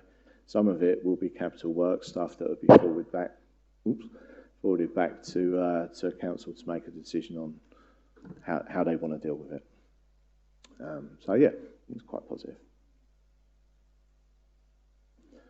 The social good. Now, one of the benefits, I suppose, of having a CCO is that you know, in a normal contracting world, often the people get left behind. It's about the commercial outcomes and the operational outcomes that are delivered. Infracore has a golden opportunity to be able to give something back to the people of opportunity, and it's something that some of you would have heard me talking about quite a lot. It is something that is dear to my heart for lots of reasons.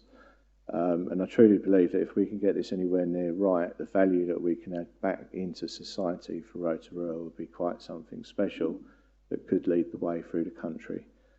Now, we have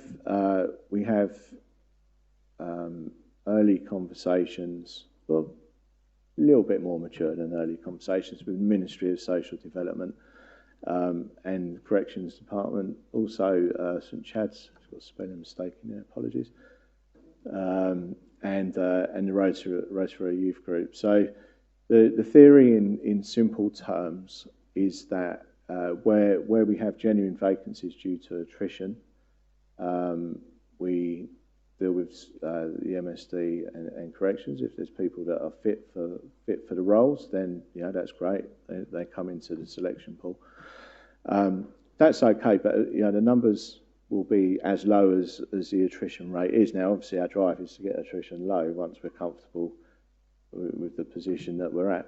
Where I see the greatest opportunity is where there's the opportunity for capital works that come in peaks and troughs, and we need temporary workers. Right now, a prime example of this is phase one of the Rotorua project, where we were contracted to Thornton Hogan to install the tanks, which involves quite a lot of topsoil, seed, and reinstatement. Now, in the first instance, we was going to labour hire companies to get those guys. Towards the end, we was going to organisations that take people from MSD. Now, I want to do that directly, basically, so we cut out the middleman. We work with MSD, as an example, on a 12-week work programme where people come along. We give them the discipline of coming to work, and at the end of it, we can write them a reference. They get something on their CV. You know, they've got some self-esteem. They know they can do it as well, and they've been given an opportunity, rather than coming out of their situation and back in the cycle that continually will lead to negative life choices. So that's a piece of work, I suppose, that on the lower level we're already engaged in, but to maximise the opportunity to its full potential, we need council support, we need council executive support. Very much features in the latest statement of intent that was submitted on Friday. And to that point, I submitted two on Friday, actually. One of them is a revised one for the remainder of this year, and the second one is for financial year 21 and beyond. Very much focuses on this point. Financial performance, as I say, bottom right, which is where the eyes fall naturally, negative 63. That was year to date as of December. It's negative 25 as of today. Next week we'll find out where we are, including the February results. Most of that is timing. The Rotorua project has gone for a more protracted time than was originally envisaged. The workers, the temporary workers that I talk about, most of those costs fell in November and December before the revenue hit, obviously. So, you know, we're expecting that to recover without too much issue.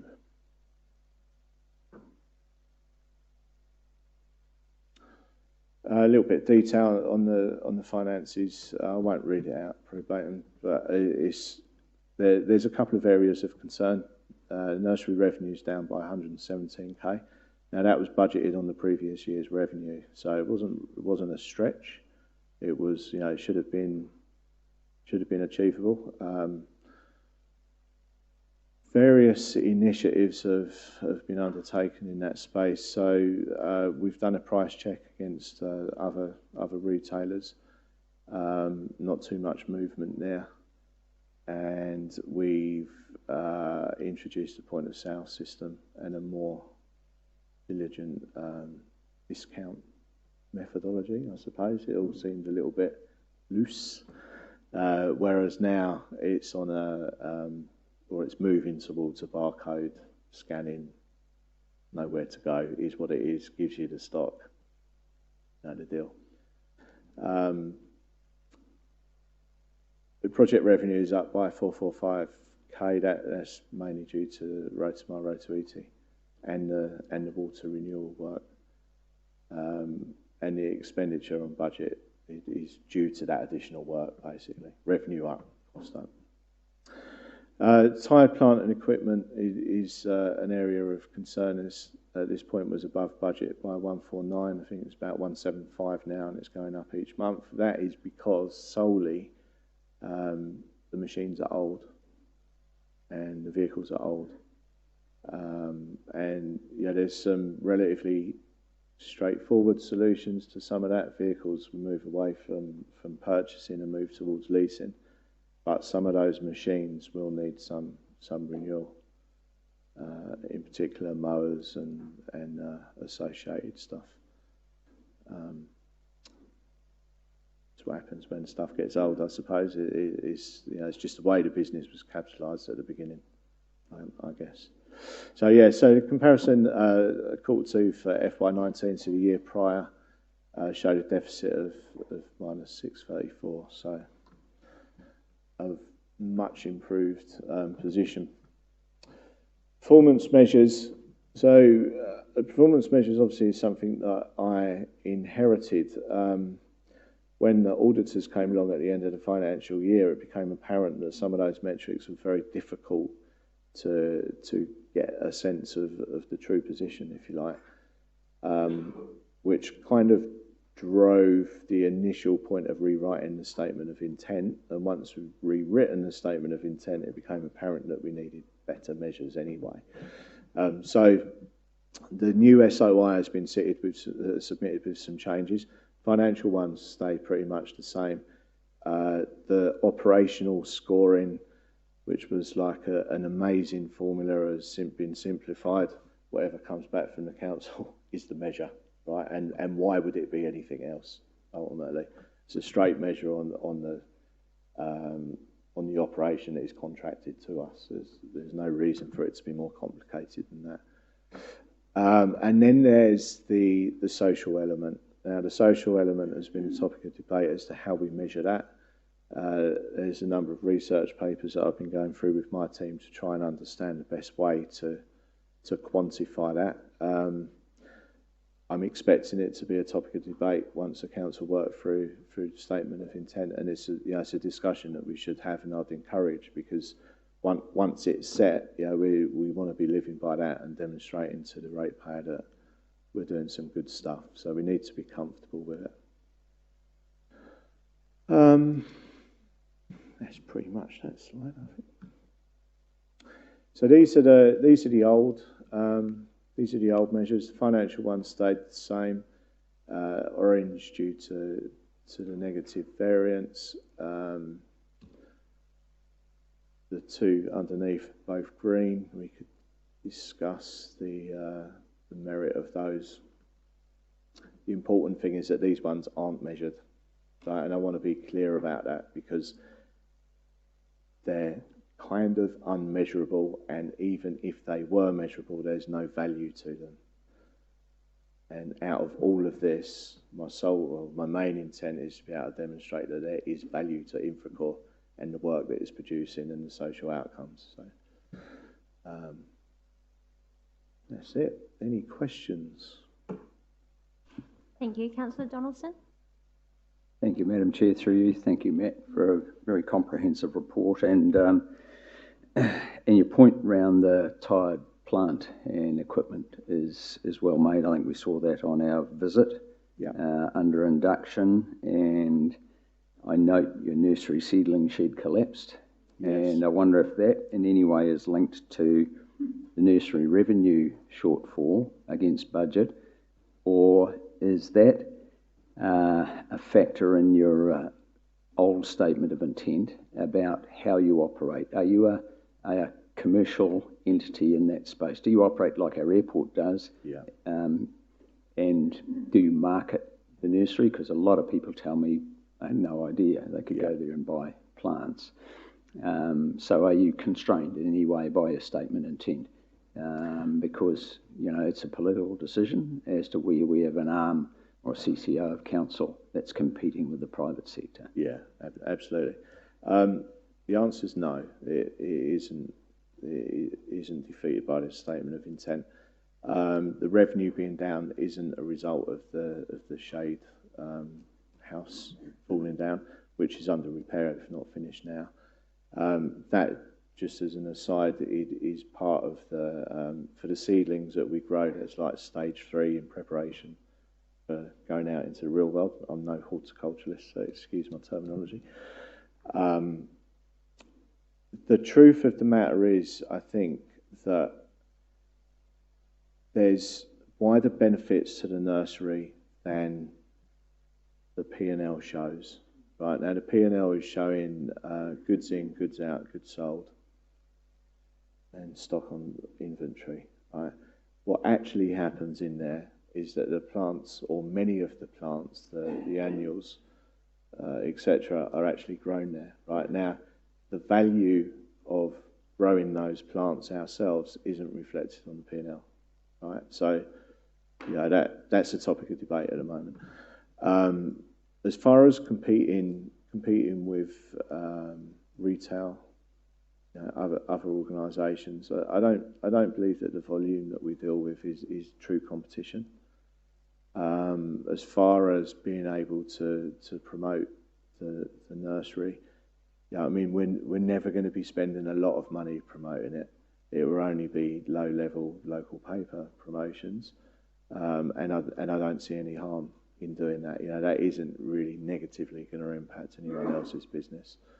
But certainly the wider benefits of having that facility, if you like, need to be considered over and above just that financial line in the P&L. Mayor Chadwick? Thank you, Matt, and for that report, and it's great to see that you're moving more into that area of helping people into work, transitioning people into work. It's what we always saw Infracore as having the potential to do, along with your business. Just back to the business of the nursery, because when we had our orientation in that workshop, you could see the potential, and we always thought it would be the place for external contracts. So, like you've got some water work from Stavros, we always saw it had wider potential for the wider region. Yeah. Have you been able to explore that anymore? As far as conducting work for other councils, yeah, we have done. We've done some work last year in Rotorua, and we've been quite close to Whakatane District Council as well, towards the tail end of last year. The truth of the matter is that the projects that they've got going ahead, such as the harbour, which has just been announced, their capital works are more geared towards stuff that Infracore doesn't deliver. They're more than aware of us, and they were extremely satisfied with the work that we've done in Rotorua. It's just that they're not invested in that area at the moment. As far as Tauranga District Council, as an example, they've got their partnerships in place, pretty much. That was the other bit of the question. That's where the nursery is gold. Yeah. No more development. Not at this point. There is talk, and I'm waiting for some replies on it. With respect to planting 1 billion trees and germination of seedlings, etc., etc. There is opportunity there, and I also think though as well that that facility, for want of a better term, being geothermally heated, surely that's quite an incredible thing, right? And we're not promoting it in that way. And as part of, if nothing else, from the heart of Rotorua, that's one of its unique elements, isn't it?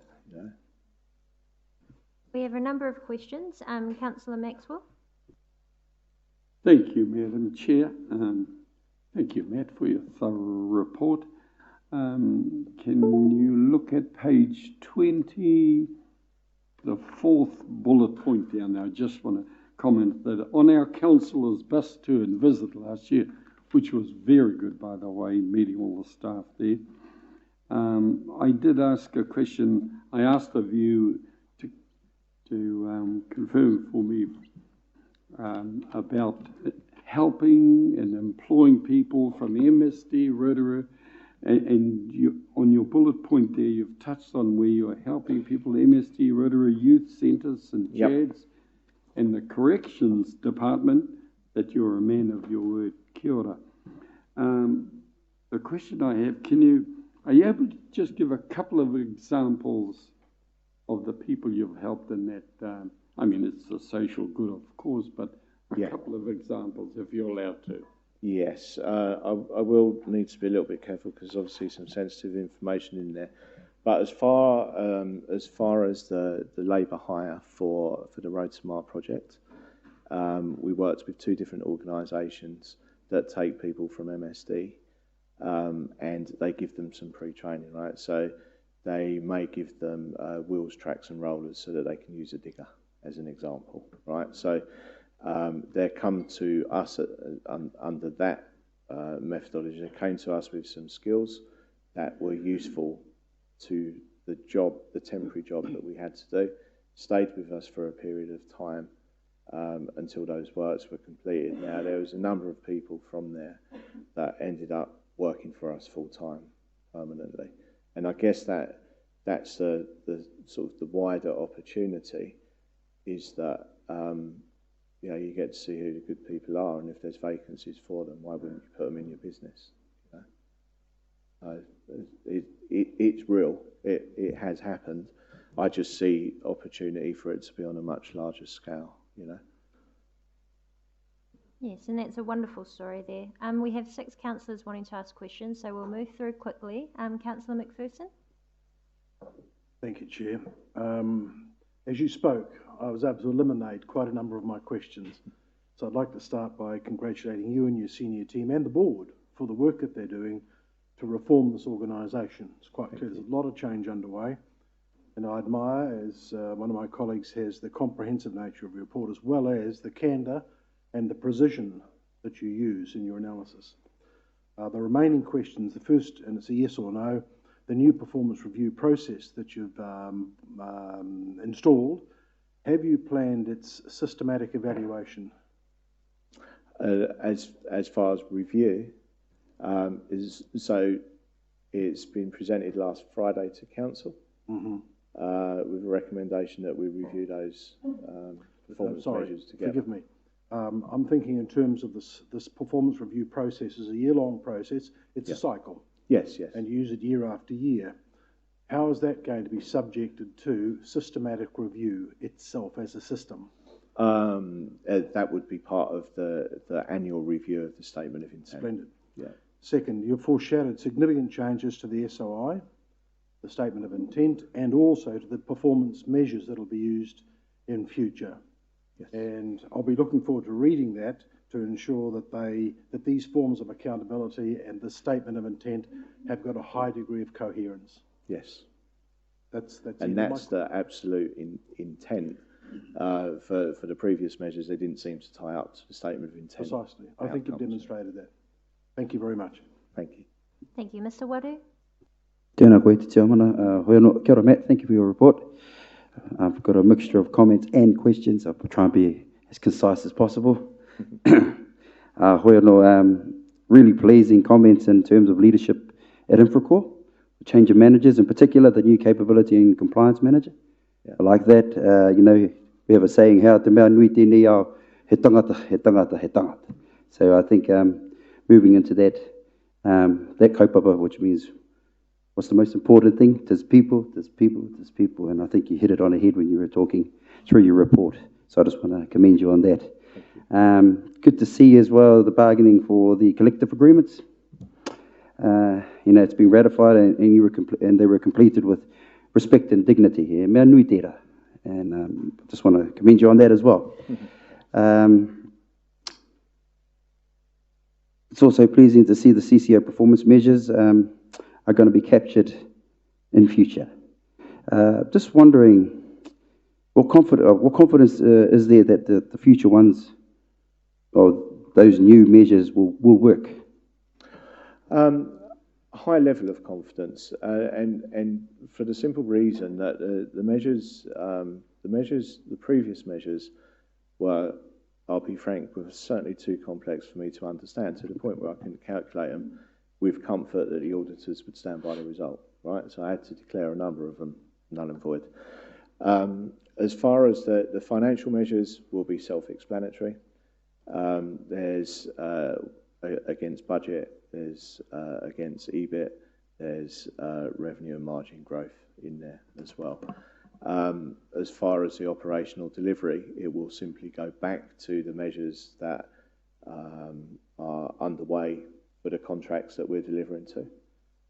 Those measures are decreed by the council, right? Mm-hmm. So we have, the only influence we have on that is our performance, right? So beforehand, there was a magic formula that, again, I was unsure of as the adopter. This will be simply broken out into the two parts of the business: utilities and waters, and parks and open spaces. Whatever comes back will be declared. Simple. The social outcome is the one that we need to be aligned on collectively. Now, there's quite a lot of research done on it, obviously. There's different ways that it could be viewed. It can be viewed by measuring the number of people that simply come through the system, which would be quite a simplistic one, but it's probably not the whole story. There's another school of thought that is based upon, for every person that you positively touch, how many people are positively affected by that. So, friends, family, whānau, social worker, kids, whoever. So for one person, it might actually be a metric of 5, as an example. There's a number of different ways that we can do it. For me, I do have a preference, but as long as it's tied back to some sort of research paper that we can then present to the auditors, so that it's true and correct, whilst still achieving the social outcomes that we're looking for, then I'm happy. That's good to hear, because data, capturing data is pretty important stuff. It can be very powerful for the way you roll out the rest of your business as well. So I'm glad. I like that answer. I actually got it all. Just a quick another question. So I think I'm referring to page 22, outsourcing out the fleet management. Yes. So do you think that will address the issues raised around age and condition of the fleet? Of the current fleet? Not all of them, unfortunately. For trucks and utes and vans, that type of stuff, it will give us a more efficient cost model. It will allow us to get out of the cycle of ownership and an aging fleet with a declining value on the balance sheet and into certainty of costs over time. Now, we're an operational business that delivers operational outcomes. Our core business is not managing vehicles. We don't need to be focusing on that. We need to be focusing on the outcomes that we're there to deliver. As far as some of the heavier plant and equipment, may not be as simple as lease management. Great, thank you. I think he's already spoke about my ones I was going to ask about the budget, so go to bye. Kia ora. Thank you. Matt. I have Mr. Hurd, followed by Councillor Kaifong, Kumar, Bentley, and then we'll move on. Mr. Hurd. Thank you, Madam Chair. Matt, I was just looking at the balance sheet on page 23, and thanks for a very interesting report, by the way. And looking at, there's been a slight move in equity down about 273, most of which seems to be explained by the other current assets line, which is changed by $500,000. Yeah. Can you comment on that? Have we had a debtors clearing out, or is that just seasonal? Or? No, it's not seasonal. Some of it will be the value of the fleet because it's owned. Some of it is the inventory in the nursery. Thank you. Councillor Kaifong. Thank you, Madam Chair. Just two questions and a comment.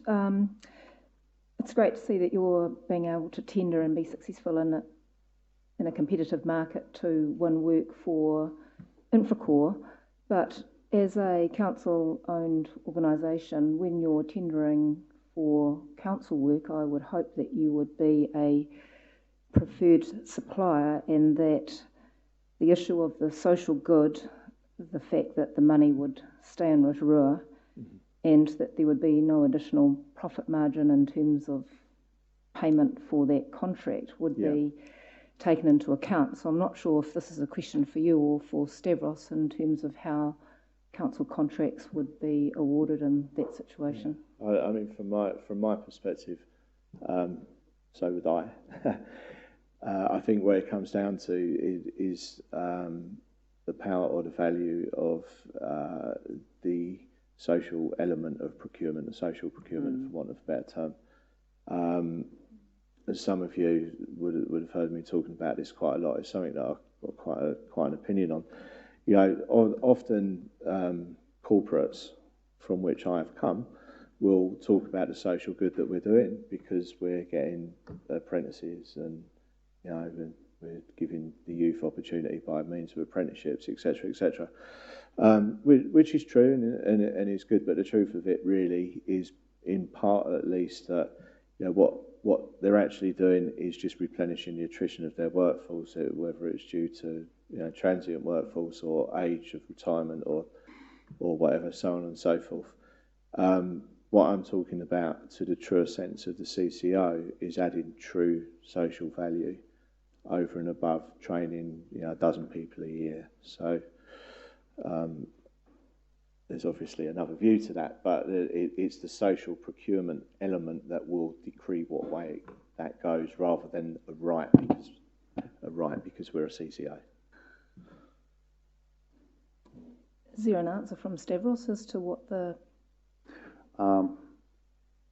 Sure, Councillor Kaifong, thank you. Two or three elements to this question. One, Infracore as a CCO, as a fully council-controlled and owned organisation, it should not be put into a contestable environment unless there is a very good reason for it. And therefore, the capacity of Infracore to execute works is the first question. And so when we have works to be done, the question asked of Infracore, can you do the work? Can you do it within the time frames and specifications required? And that's been the practice, as Matthew outlined earlier, where a portion of our water renewals work was not put to open competitive tendering, but it was directly discussed with NCCO, and on the basis of their assured capacity to do the work was being assigned to that. Our role here is to ensure that the cost of doing that work is not disproportionately higher than what we would have achieved through the tendering process, as long as it's within a reasonable balance. The second element to answer would be that Infracore is a delivery unit. When we're executing contracts, generally we have a whole range of outcomes in mind. And if Infracore is not able to deliver these holistic outcomes together, then we encourage them to work and facilitate some subcontracting work with the main contractor. We'll continue to do that. And because the third element of my answer is that ultimately our responsibility as council is to ensure that we deliver stable and reliable services at a cost-effective level for the ratepayers. So we have to manage all these questions, all these sort of elements of inquiry in one holistic approach. But certainly, we work with Infracore and Matthew to make sure that the capacity of the CCO is not left unutilized, where it can be utilized effectively to deliver services for the council.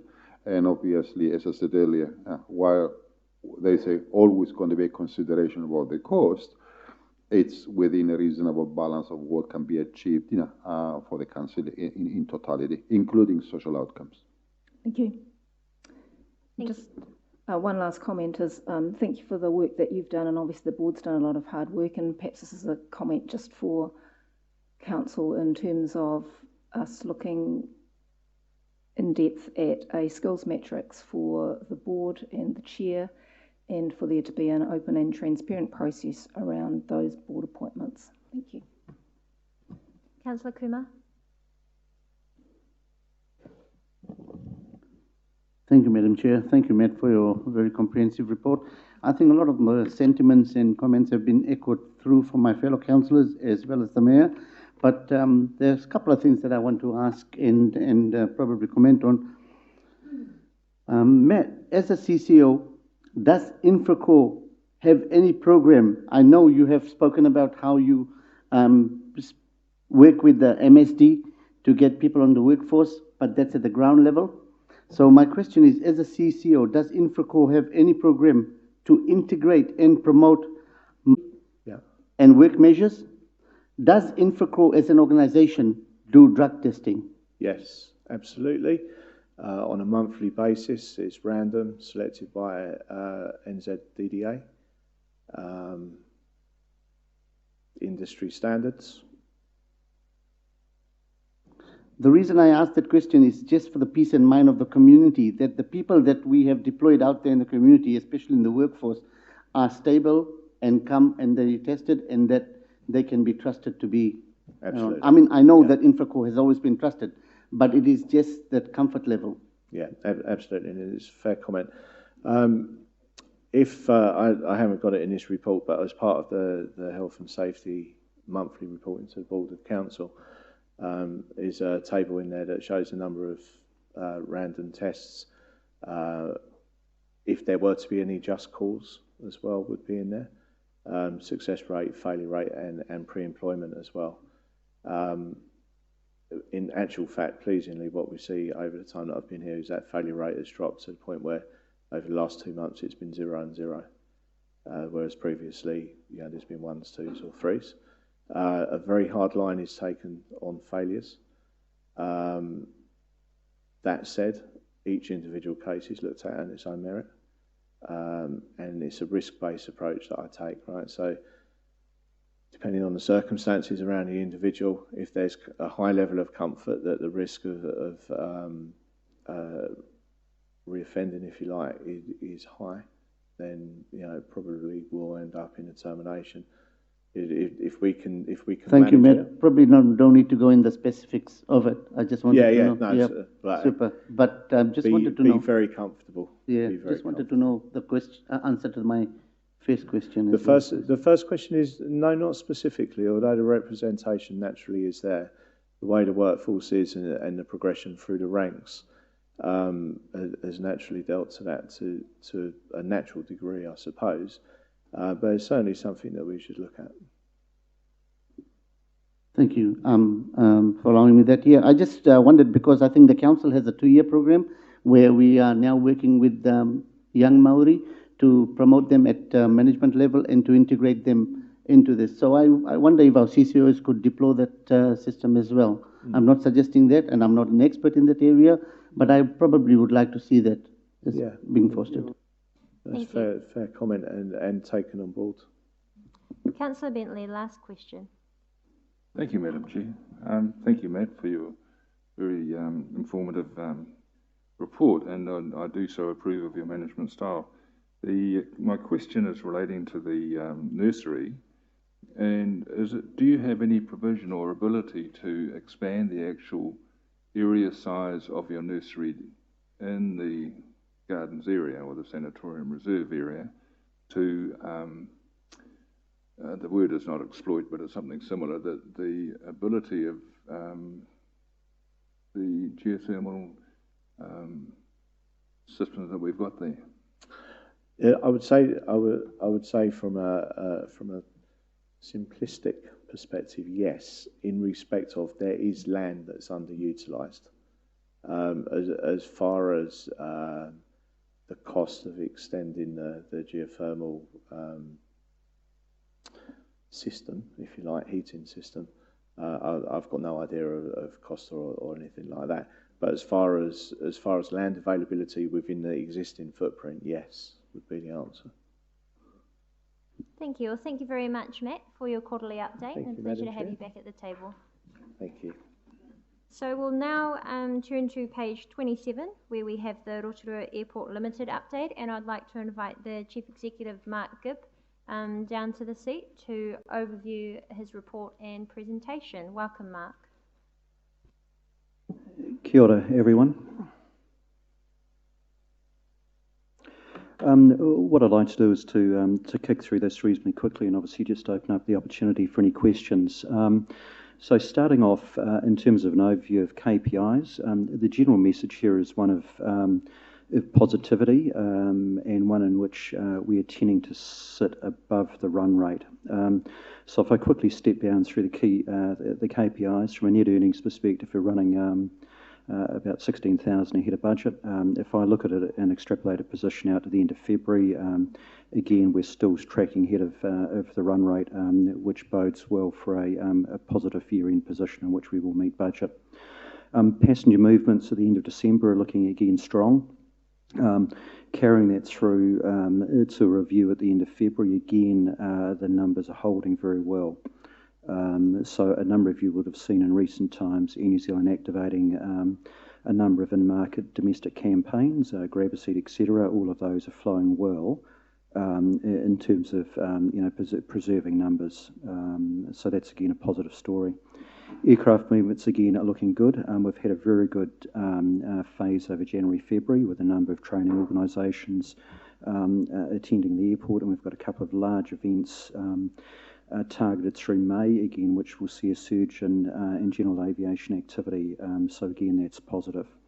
If you wind this through to what it means in terms of statement of financial position, total assets just under $70 million, current liabilities of 4.3.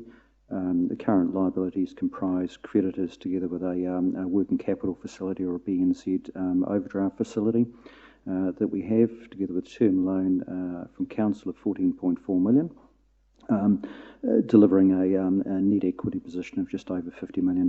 And again, that's a very positive increase if you dial it back to the time of vesting in February 16, in which the assets, I think, as a reference point, were vested around 44 with a debt level of $18.6 million. So in general terms, a really good outcome in terms of where the business sits today.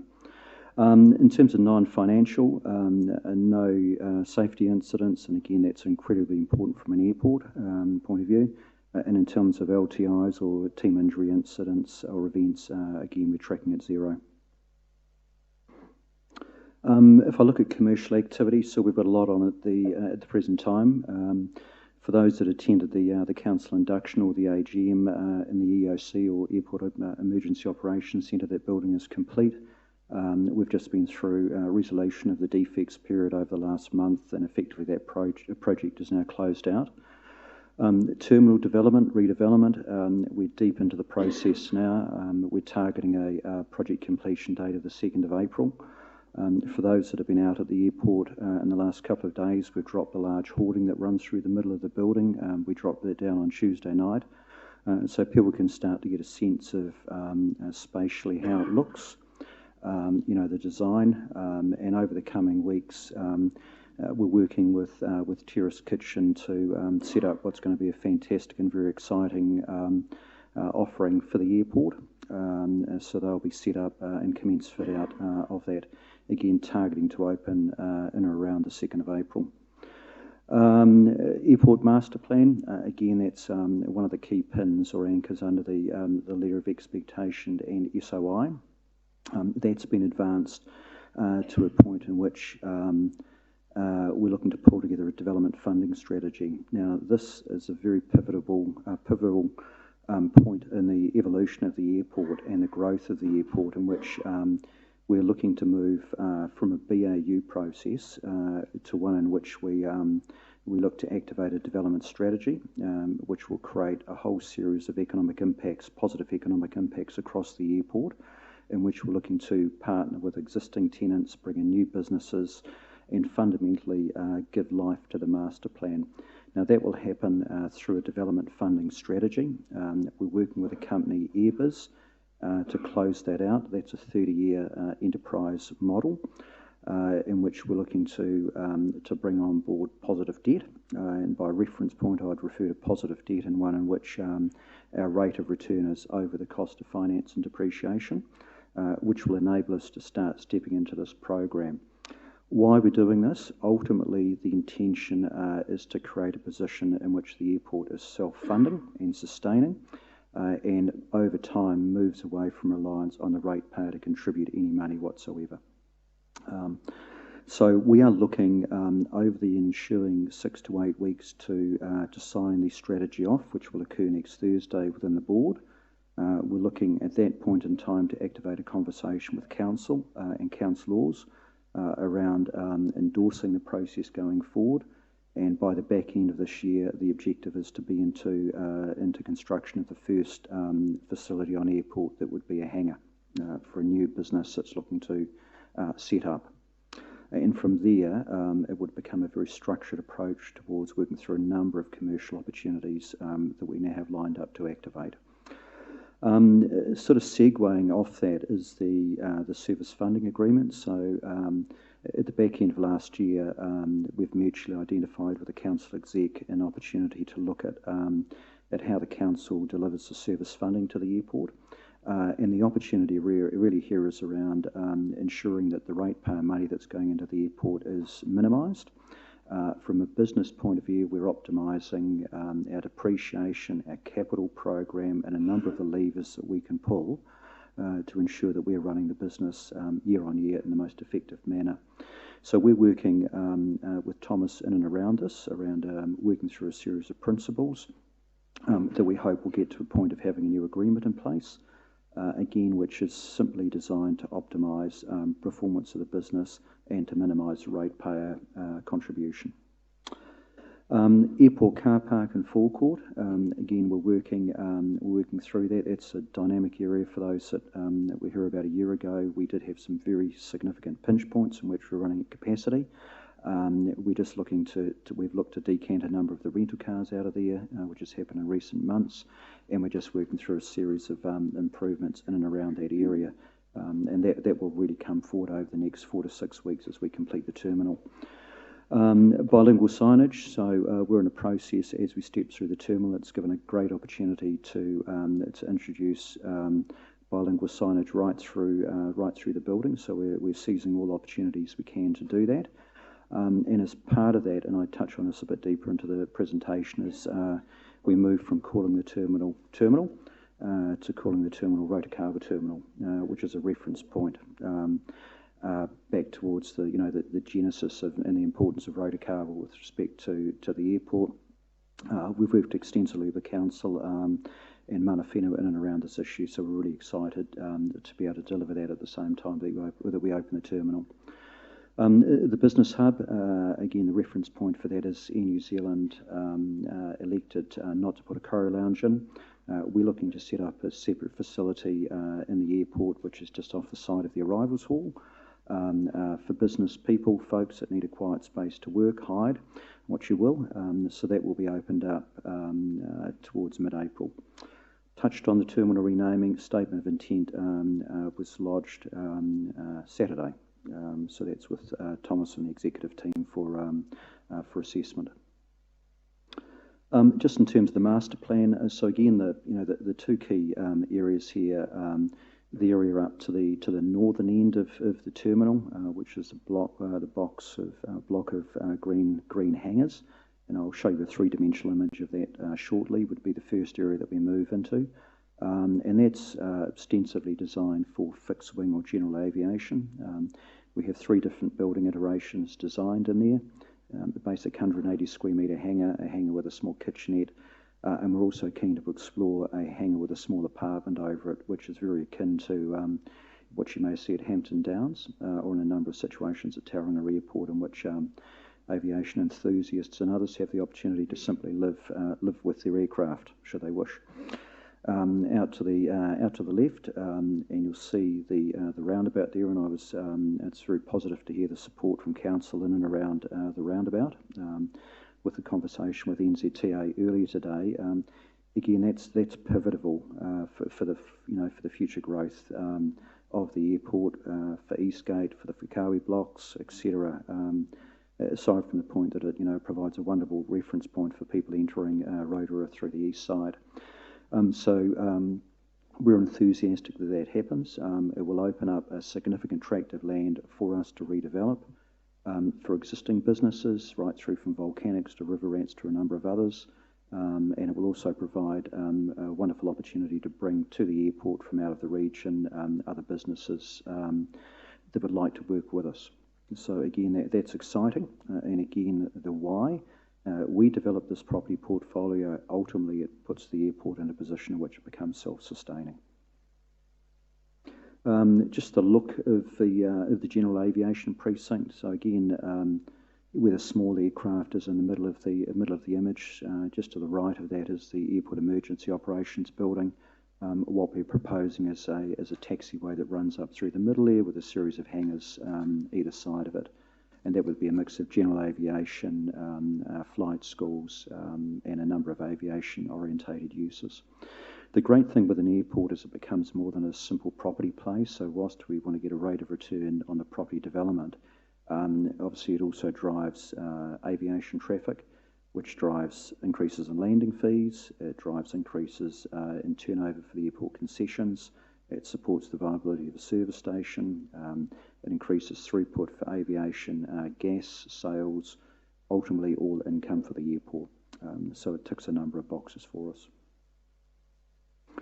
In terms of operational activity, we're on the cusp of having our an airport safety management system certified.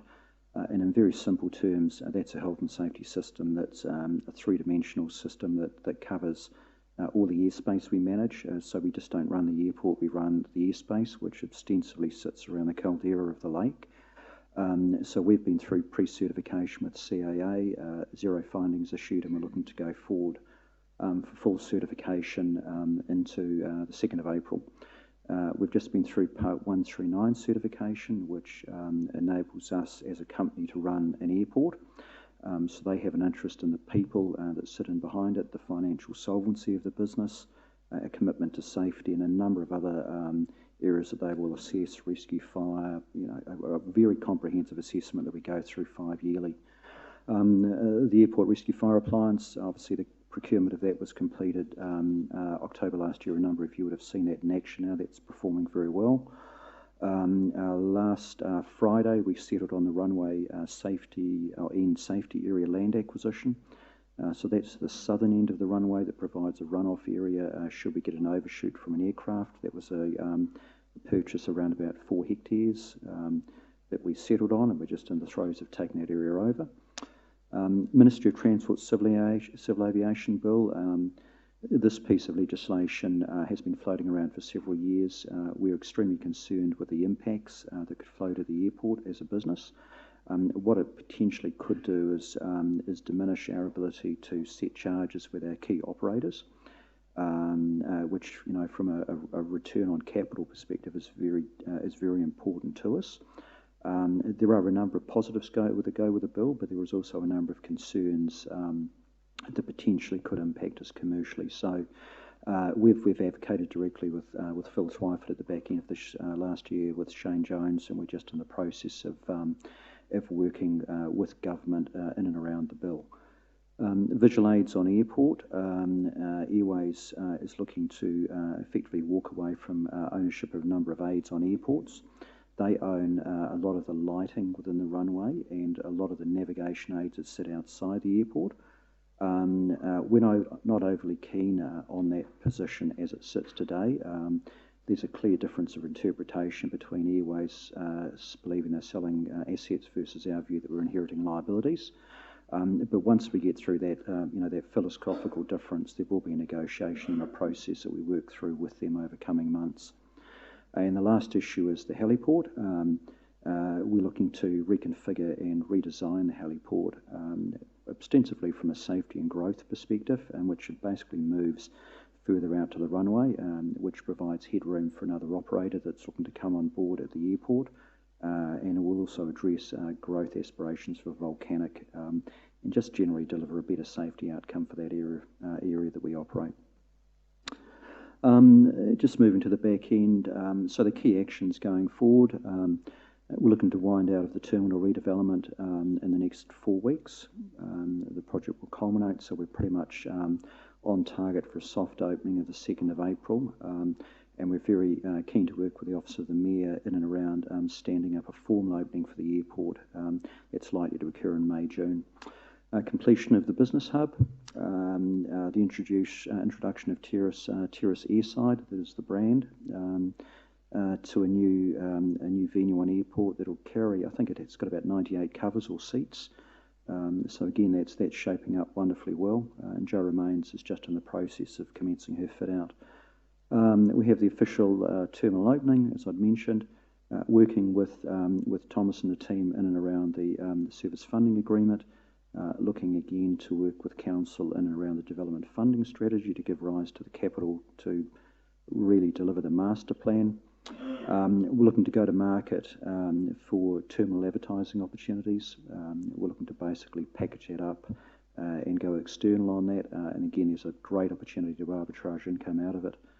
Advocate fully on the Civil Aviation Bill and Airways and get the safety management system across the line. Coronavirus.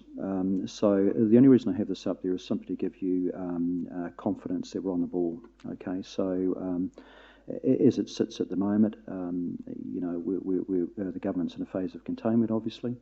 As an airport, we're an essential part of the infrastructural system within New Zealand. So from our perspective, it's very much BAU. There's nothing that we're seeing, that I'm seeing as it sits today, that's causing concern.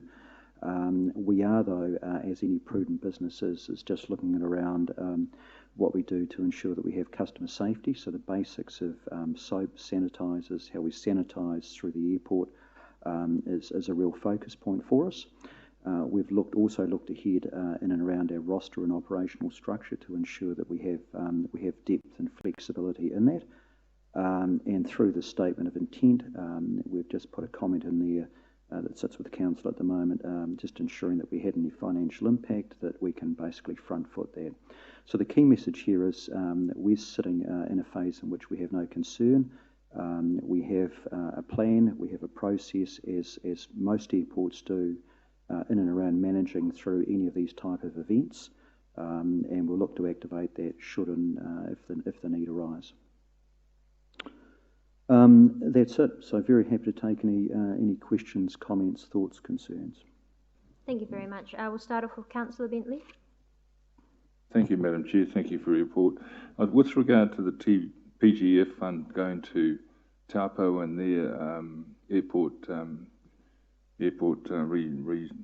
restructuring, do you think this is going to have any long-term effect on your operations, or? Yes, that's an interesting one. It's you know, how you determine a PGF interpretation, which is interesting, given the government, as I understand, is a 50% shareholder, and the council and the government are injecting the same amount of money. It's really a shareholder injection. It's through the guise of a PGF.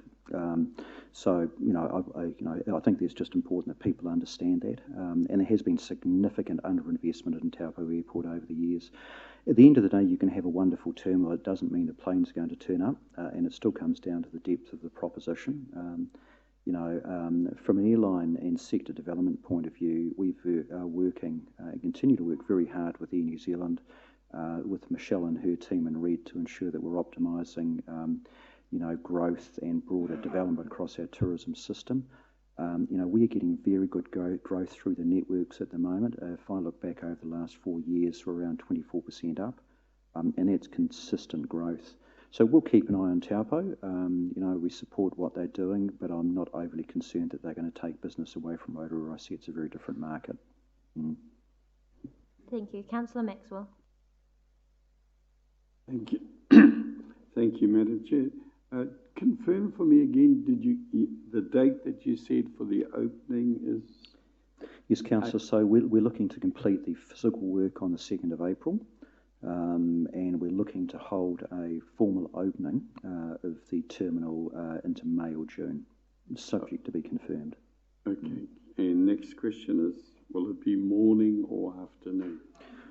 There's a reason. There will be. There is a process that we need to work through in terms of a blessing, first and foremost. In terms of actually when the opening occurs, that's something we'd like to work through with the mayor. Here's the real reason for the question. We have many of us would like to be there, but we have an operations monitoring committee meeting on that morning, on that day. So we'll have to address that. Look, I believe we can come up with a date. We'd love you all there too. Absolutely. Yeah. I'm sure we can come up with a date that will work for everyone. Yeah. Okay. And I just want to close by saying I think that's tremendous that you've got Rotorua Terminal as the new name, and no doubt the iwi will be involved in the opening ceremony. Very much so, front and centre. Absolutely. Thank you. Thank you. Councillor Donaldson. Thank you, Madam Chair. Mark, congratulations on landing the RESA purchase.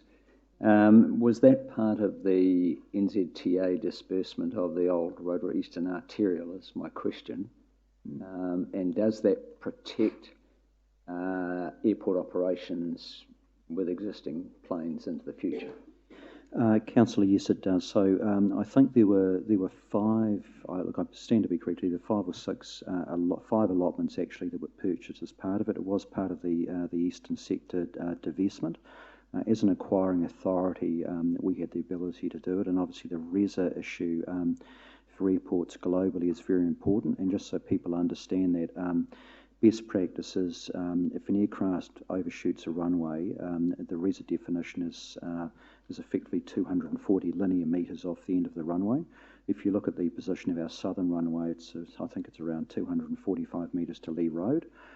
So we were very, very fortunate. We elected to take the decision to do it.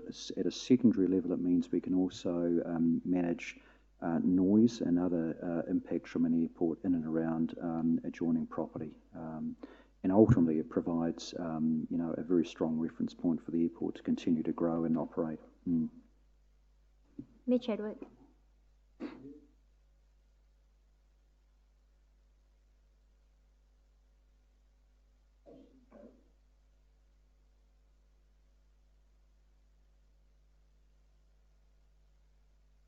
Yes, they have. So we're part of New Zealand Airports Association. So a number of the airports have made a submission. That's yet to go to select committee. Our understanding is, given the timing of the election, that's unlikely to happen in this election cycle.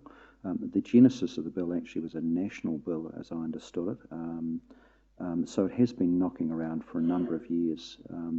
Look, I think we had a very good meeting with Minister Twyford on it in terms of discussing the concerns from an airport's perspective. So, we're confident that we'll get a balanced approach and the right decision out of the back end of it. Yeah. Look, some local authorities have chosen to intervene politically, others haven't. I think the essence is probably more so from an airport's point of view, in which it's really, a number of the issues are ostensibly sort of operational and commercial. We don't see that it's absolutely implicit that we get political support in behind it. Thank you. Mr. Waru. Kia ora te tiamana.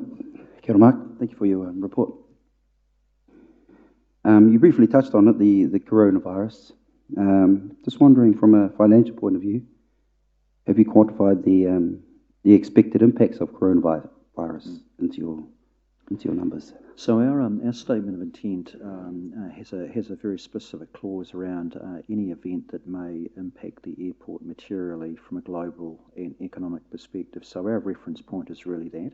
And it's no different than SARS or any other event, GFC, that we could have seen over the years. Really what that window does is it opens up the opportunity to have a conversation with the council around could it impact, could it not impact, and how do we actually front foot any response. So as it sits today, I'm not seeing any evidence that causes concern, but I think positively from our perspective and the council's perspective, there is a reference point in the SOI. If we need to sit down and reset, we can have a look at that point. Sure, I think I'll just give a bit of context around why I asked that. I sit on a few boards and I'm involved with a few businesses and stuff like that. That's in retail, construction, all sorts. It's already impacting us. So I'm figuring it's going to impact. It will, sooner or later, but I just put it there so you can come up with a plan. Yeah, look, we absolutely have a plan from an operational continuity perspective, and the key there is, that the airport is an essential piece of local infrastructure, and our key focus is to keep it open and keep it ticking over. So we have no concerns at this point. Kia ora. Another part. Good to know you're still on track with the 2nd of April opening for that, for the project completion. Ka rawe. And the bilingual signage, great. Want to put something to you. With the bilingual kaupapa, what about the announcements over the intercoms at times? Is there, you're thinking about doing that? Because when people come to Rotorua, kai te hiau ki te whakarongo i te reo. Te tika o te reo. Yeah. I'm not hearing that at the moment, just putting it there. No, that's an absolutely fair call. The intercom announcements are undertaken by Air New Zealand. I believed if we flagged them with Karen Rossi and her team, we'd get a very good response in and around that opportunity. So very happy to raise that. I think it's a great idea. And I'm sure I know somebody who's really good on the radio mic and can actually help with that. Yeah. Last question. Could you please explain to me, I don't know if I've seen it, your board mix?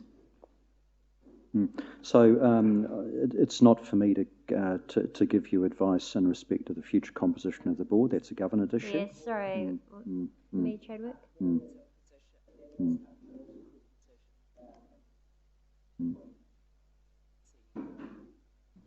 But thank you. Okay, I'll chat to you afterwards. Kia ora. Councillor Rokawa Tate, followed by Councillor Wang, Councillor McPherson, and then we'll move on. Thank you, Madam Chair. Kia ora, Mark. I just have two. How are our runways? Because we saw what happened in Auckland, and I wondered about ours. It's a very good question. So the situation with Auckland is those that have seen Auckland runway, it's a very deep and thick runway. I think from my time there, I thought the runway was over 1 metre thick in spots. We've got a very different surface composition. We've just completed through a company, ACOM, a 30-year maintenance plan in and around the runway, and there's a wonderful array of technologies these days that are far greater than simply just applying another asphaltic skin to the top of the surface. So we look to undertake the first tranche of that work pre-30th of June this year. One of the opportunities of working through the new service funding agreement is really having a look at how we spread the capital cost of maintaining the runway over time, and we remain on the front foot. What we don't want to do is ultimately rely on these big lumpy capital spends, because if the runway deteriorates in advance of that forecast work, then you can end up in a very difficult situation. So from our perspective, we'll continue to maintain the surface of the runway, and it's our most valuable asset at $33 million. So from our perspective, we're locking now into a phase of annual regular work to maintain it. But a lot of the inspections you'll see when the guys are out on the runway, it's not just bird patrol, we're also actually constantly looking at the runway surface, removing debris, checking cracks. It's just a constant process that we're working through. But I'm pleased to say that we are on the front foot on it. Can I have one other question? Mark, it's just around the airport certification, and well done. I hear you say it's for 5 years. Were there any recommendations made for the certification that took you by surprise?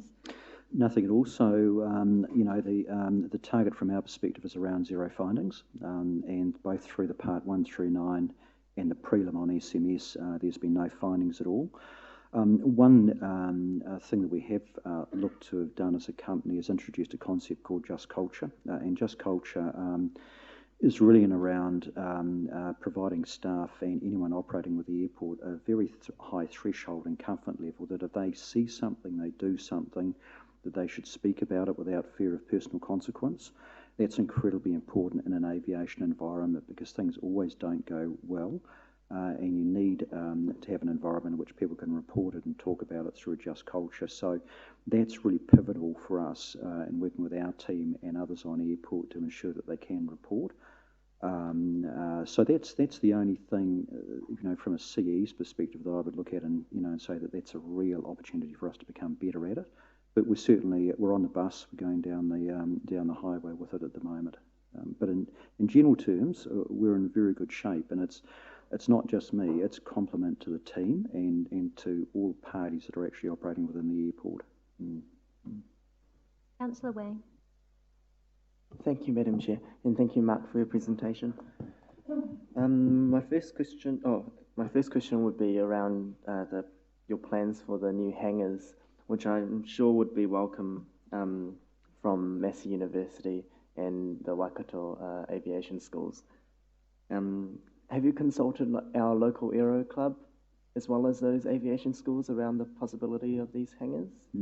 Great question. So yes, we have. So we'd like to see in anchoring any general aviation precinct, the essence of it is it's a bit like the rugby club, I suppose, in some ways, albeit we've got a bunch of pilot, not rugby players, but they need a clubhouse, they need somewhere to gather, and having the Aero Club sitting at the head of the development is incredibly important. So as it sits today, they're very keen to come on board. We also have a gliding club there.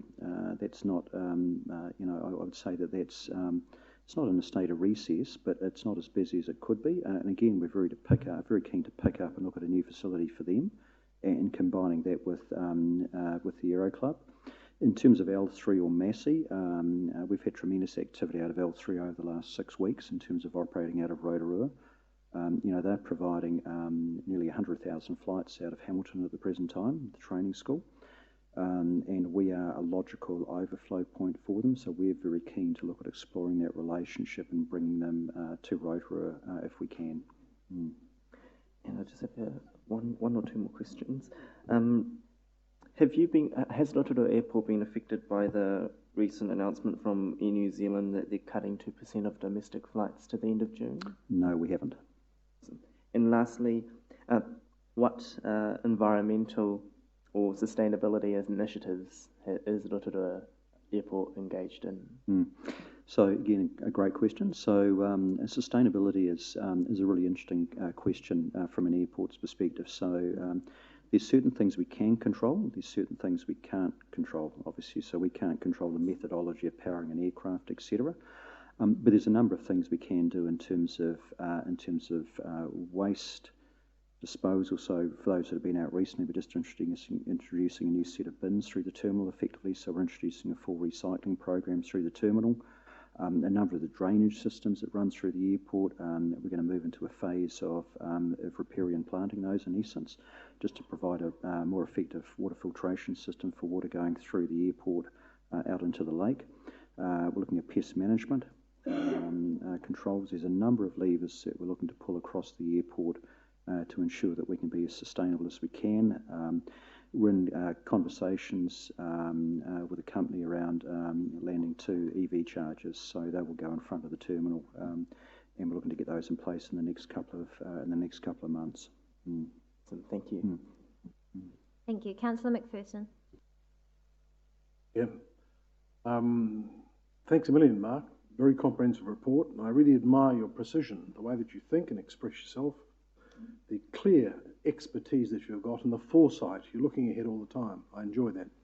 So my first question is, can you give me a sense of the timeline for the settlement and the formal authorisation of the draft funding agreement and adjustments to the airport master plan, and therefore updating the statement of intent? So we're at a point, in terms of the service funding agreement, we're at a point now in which we're working with the council CFO in and around locking down the principles. So the objective from our point of view would be, subject to getting confirmation from him in relation to the time that we knock these off within the next couple of months. They will give rise to the ability to actually have a conversation in and around a new framework for funding in the airport, which ultimately would tip into the LTP. So it would be a process that would look to make any adjustments through that. In terms of the development funding strategy in the master plan, we're keen to push that ahead as quickly as we possibly can. And the big opportunity here is really around rebalancing our income profile from one in which we're extensively relying on aviation and ratepayer contribution to property funding. It really brings that third element in. So again, we complete with the board a review of that funding mechanism and the model next Thursday, and I would hope immediately after that we would look to engage with council in and around getting traction on this.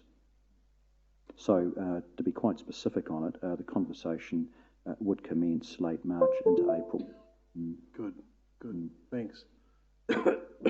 Just a closing comment, it suggests again to me the importance of a skills matrix review of the board and possible engagement by people from here at that level. Much appreciated. Thank you. Thank you. Thank you. And then last question by Mr. Waru. Thank you, Te Tiamana, for this little part of kōrero Haweno. Just in response to Mayor Chadwick's kōrero around the governance kaupapa. However, Mark, I apologise for putting you in that position. I shouldn't have done that. But however, maybe a suggestion, not a directive, a suggestion that maybe in future we have some representative from the board of the CCOs, because there's a few questions that my constituency, Te Arawa Waka, expect me to ask, and if I just need to ask the right people, that's also kia ora.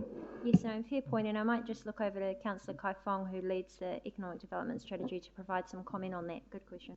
Can I just confirm that I have asked Peter to come with Mark at the next presentation, so that you will have the opportunity to question the board directly in terms of the thinking, and particularly since we will be looking at that development funding strategy, which will be really important. And I think it's important for the council and councillors to have the opportunity to talk directly to the board along with Mark. Thank you, Councillor. You're most welcome. Well, thank you very much, Mark. We appreciate your report and your time today. Thank you. Thank you all. Now, I'm just realising it's coming on 12:30. We do have one more presentation from Rotorua Economic Development Limited, and then confidential. Would you prefer to break for lunch now, for a quick lunch, or push through? Push through? Excellent. Okay then. I welcome you, Michelle Templer, to the floor, who is our Chief Executive of Rotorua Economic Development Limited. Thank you very much, Michelle. The floor is yours. Kia ora koutou. Thank you very much. I'm just great to be here to present this operational update.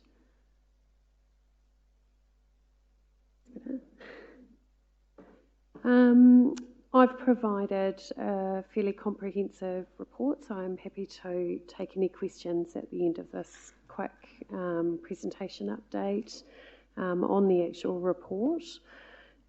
Just a few Q2 highlights. Currently, all our key performance measures are on track. There is a possibility with the changing operational environment that won't be the case, but we'll present that in the next quarter update. Our financial performance is on track. We had a number of key successes in first half of the financial year, including multi-day conferences. And we're also really thrilled that we've been able to support a successful funding application for education to employment resource, which works closely with Council, with the Youth Hub, under the Pūtaka Nui program. So that's focused on connecting industry and students. Also in that quarter, we actually also submitted a major business relocation proposal around the New Zealand Institute of Skills and Technology. I'm sad to update that we weren't successful in that, but we were very grateful to a number of private sector organisations in particular who were very supportive, and we have a really strong process around putting those applications in, and we're just waiting on feedback on why we weren't successful, and that will help us take that information forward. Financial performance, fairly clear.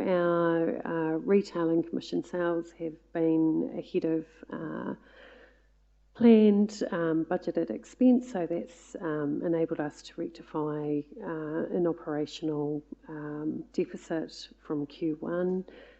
Currently we have a number of cost centres which are underspent, but I'm pleased to advise that's already been corrected. Some of the delay in that expenditure was just listening and engaging with our industry colleagues about the right time to phase that. We actually had a particularly good in the tourism sector summer, and so there's no point going out and promoting when town's busy.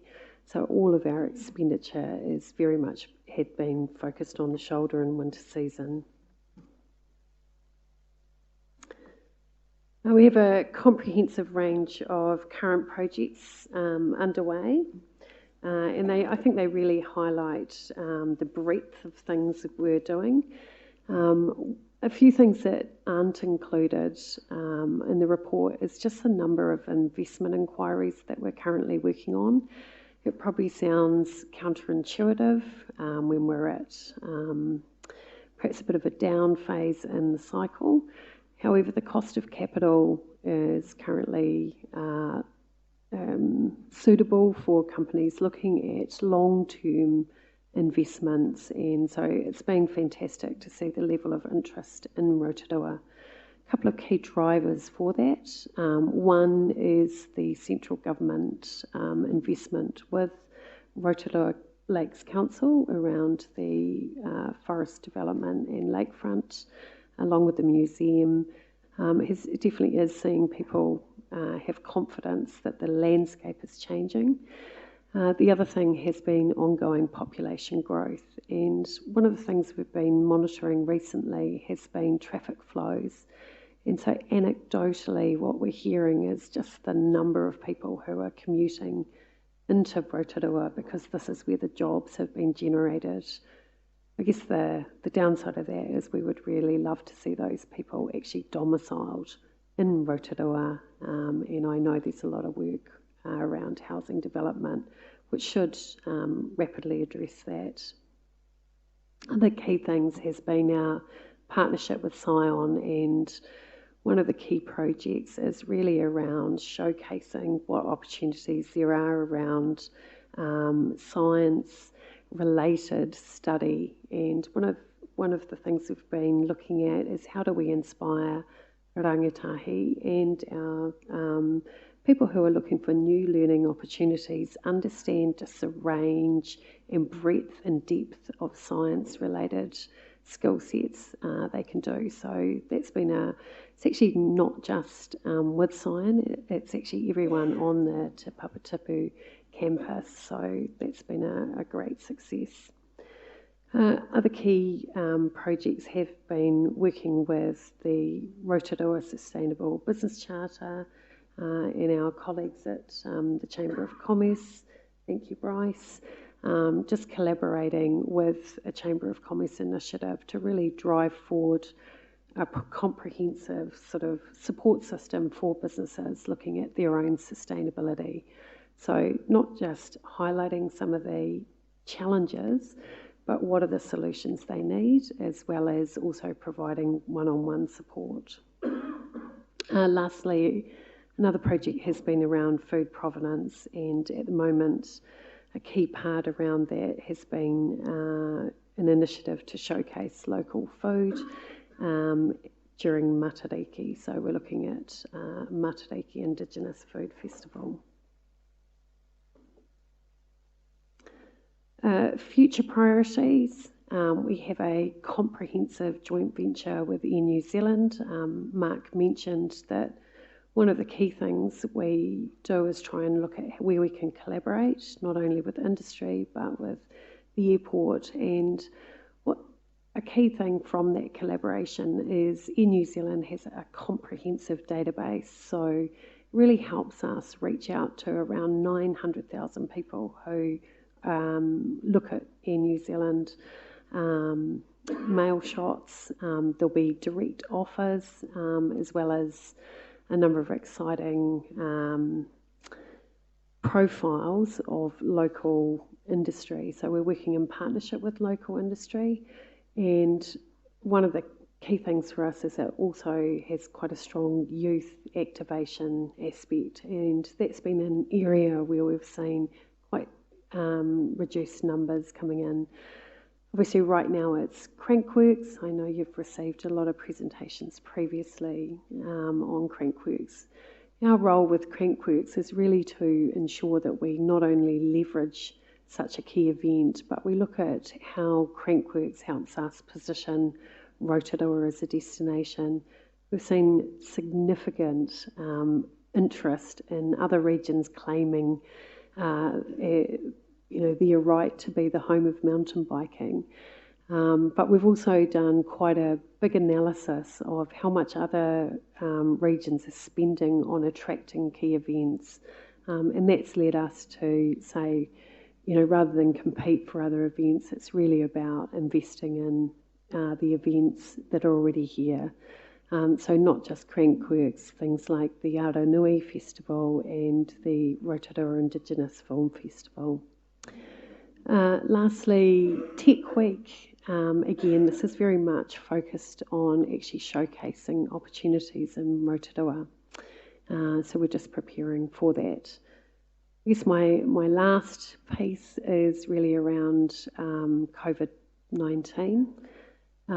We've been working very closely with a range of sectors. Probably the most important part of that, right from early to mid-January, has been liaison with central government agencies, providing information and a regular dialogue with industry. Sorry, I'm just going to make sure I don't ramble on. I'll get you some specifics. So with central government, one of our key roles has to be an enabler to pass information on and refer people to the right and appropriate places to get support or information or insights. It's been fantastic within the tourism industry. We've seen a lot of collaboration within that industry and sharing information. We've just provided a very comprehensive response to that sector today. And part of that has been around us collaborating with other regions in New Zealand and applying for funding which was provided by central government via MB to a number of regions. So we're applying for the maximum amount of $250,000, and I'll be looking forward to updating you should we be successful. And that funding, though, does come with a requirement to work in collaboration with our close neighbours. I think secondly is we've been, again, providing information and support to businesses on how they engage with their shareholders, with their equity partners, and for a lot of small businesses, just advice on how they can potentially engage with their bank, but also how they can structure their response. And what we're seeing is, there's a lot of people in the community who have a real resilience. They've been through some tough times in the past, and they're just really keen that people are responding appropriately and taking the appropriate steps. That's probably all from me. I'm very happy to take questions. Thank you, Michelle. First question from Mayor Chadwick. Thank you for that report. And I think one of the issues we're hearing about is about this virus, and a little bit of settling needs to happen in our community. I heard last night at the opening of the Pullman, actually, a very positive comment about when the going gets tough, the tough get going, and this is in fact a time for reconsidering reinvestment because of the rates for investment at the moment. I was heartened by that. And also that money that has been made available. There seemed to be some real support amongst the group there for promoting New Zealand and promoting Rotorua as a come-to destination in this time. Can you talk about how that could be used, Michelle? And then I've got one other question, and it's about events and our need to boost those events that are so important to us, even Tato Tato on Saturday night. how positive that was for a community that's facing a little bit of uncertainty, and also Crankworks, and our need to make sure that we look after our sponsor partners to actually help us with holding those events that are really iconic for us. So that's the second one. And the last is Film Bay of Plenty. And you mentioned that up there. And at the Mayor's Triennial, we heard other mayors saying, this isn't really something that we want to be in. And I said, well, we do, because of our Māori production of film as our point of difference from the rest of the Bay. But there could be aspects where the Bay will benefit from that. So that should possibly be more of a Rotorua-focused initiative that we support and get behind, because all of these things add up to economic growth and aspiration about our community. Thank you, Mayor Chadwick. Through the chair, yeah, the central government has invested around 10 million into Tourism New Zealand to look at offshore markets. 1 million was allocated to domestic, but I think importantly for Rotorua, 58% of our visitor spend actually comes from domestic. Domestic people are still travelling. There were some incredible comments at the Pullman opening, and to be honest, just fantastic hearing from a number of operators who are small businesses and their livelihood depends on visitors coming in, and they were saying they've been busier than they've ever been since the Pullman opened, because we've actually got a recognised international chain brand.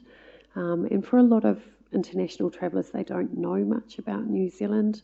So we've got higher value visitors coming in. They tend to stay longer, and they definitely are spending money on some of those experiences. Probably importantly, from a competitor analysis point of view, those visitors in the past just went through Rotorua. They still came because we had incredible experiences, but they wouldn't stay here. They went straight through to either Auckland, heading south, or mostly to Taupo. And while we love our neighbours in Taupo, we would like the spend to fall here in Rotorua. Just regarding events, I think one of the best things about Tato Tato, we've been doing quite a bit of work around in relation to that funding available from MB. It's a fairly quick turnaround time, but our response will be based on 3 key pillars. One is some collaboration regionally, because people don't travel by territorial boundaries. Secondly, it'll be very much around locals. We'd really like locals to be re-engaging with the offering here and updating their understanding. We have a large portfolio of tourism products, but also food and beverage, and across a range of sectors which have had capital investment. And so one pillar will be around place brand, and then lastly some quick domestic activation. And it's not just for the tourism sector. We're very mindful that this is a multi-sector impact, and it's across all parts of our economy. Just lastly, Film Bay of Plenty. We've done, through the board, fairly comprehensive due diligence, and we've really assured ourselves that there is a very strong offering here. There is a very strong cluster. And I think one of the important things is that we invest in this diversified economy and this creative sector.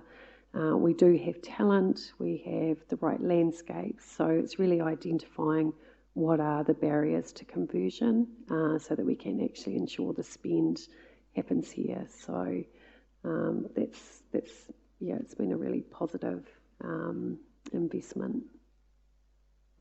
Thank you. Mrs. Bray, did you have a question? Yes. Kia ora, Michelle. I have a general comment first. Regional Economic Development is the only CCO report that mentions iwi, and well done for that. I have a question about responsible camping ambassador roles. How are these ambassador roles going? Are they making a difference, or what are you observing? Excellent question. Thank you for your feedback as well. The Responsible Camping program is actually funded by central government, and that funding comes into Rotorua Lakes Council, and we're the applicant to deliver the service. It's been incredibly positive. We're not an enforcement arm, but we can refer people to the appropriate agencies. Probably the biggest thing has been about ensuring that people are responsibly camping, and then redirecting them where possible to our commercial providers. And I think then lastly, actually engaging with people and having a bit of a korero with them around respecting the environment and land on where they are, and just showing them manaakitanga in a way that's appropriate, but in return expecting that respect of the land that they are on. And we've had really positive feedback, not only from the people camping, but also, the communities where we've got people regularly going out and doing that engagement. Thank you. And just one more question. Are the 520 staff from the large cosmetics company still coming to Rotorua in June this year? We haven't got any information to say they're not.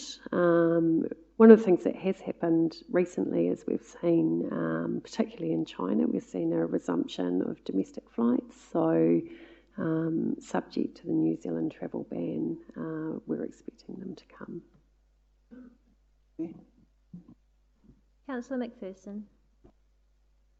Thank you, Chair.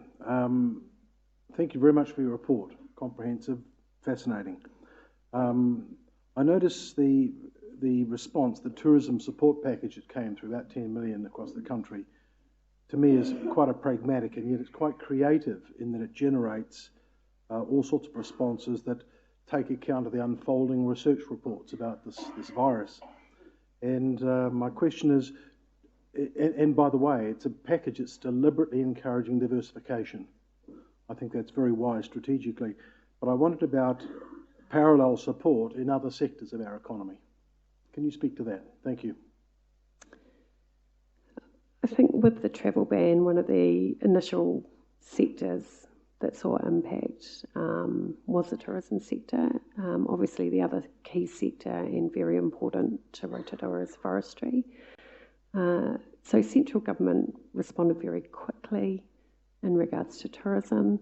We're working really closely with a number of central government agencies and industry bodies on appropriate response and how that response can be deployed regionally and sector by sector. So at this stage, really our role has been to feed information through. We've had some very candid conversations with individual businesses, which we're relaying onto central government to help them understand what appropriate mechanisms should be or could be to respond to this situation.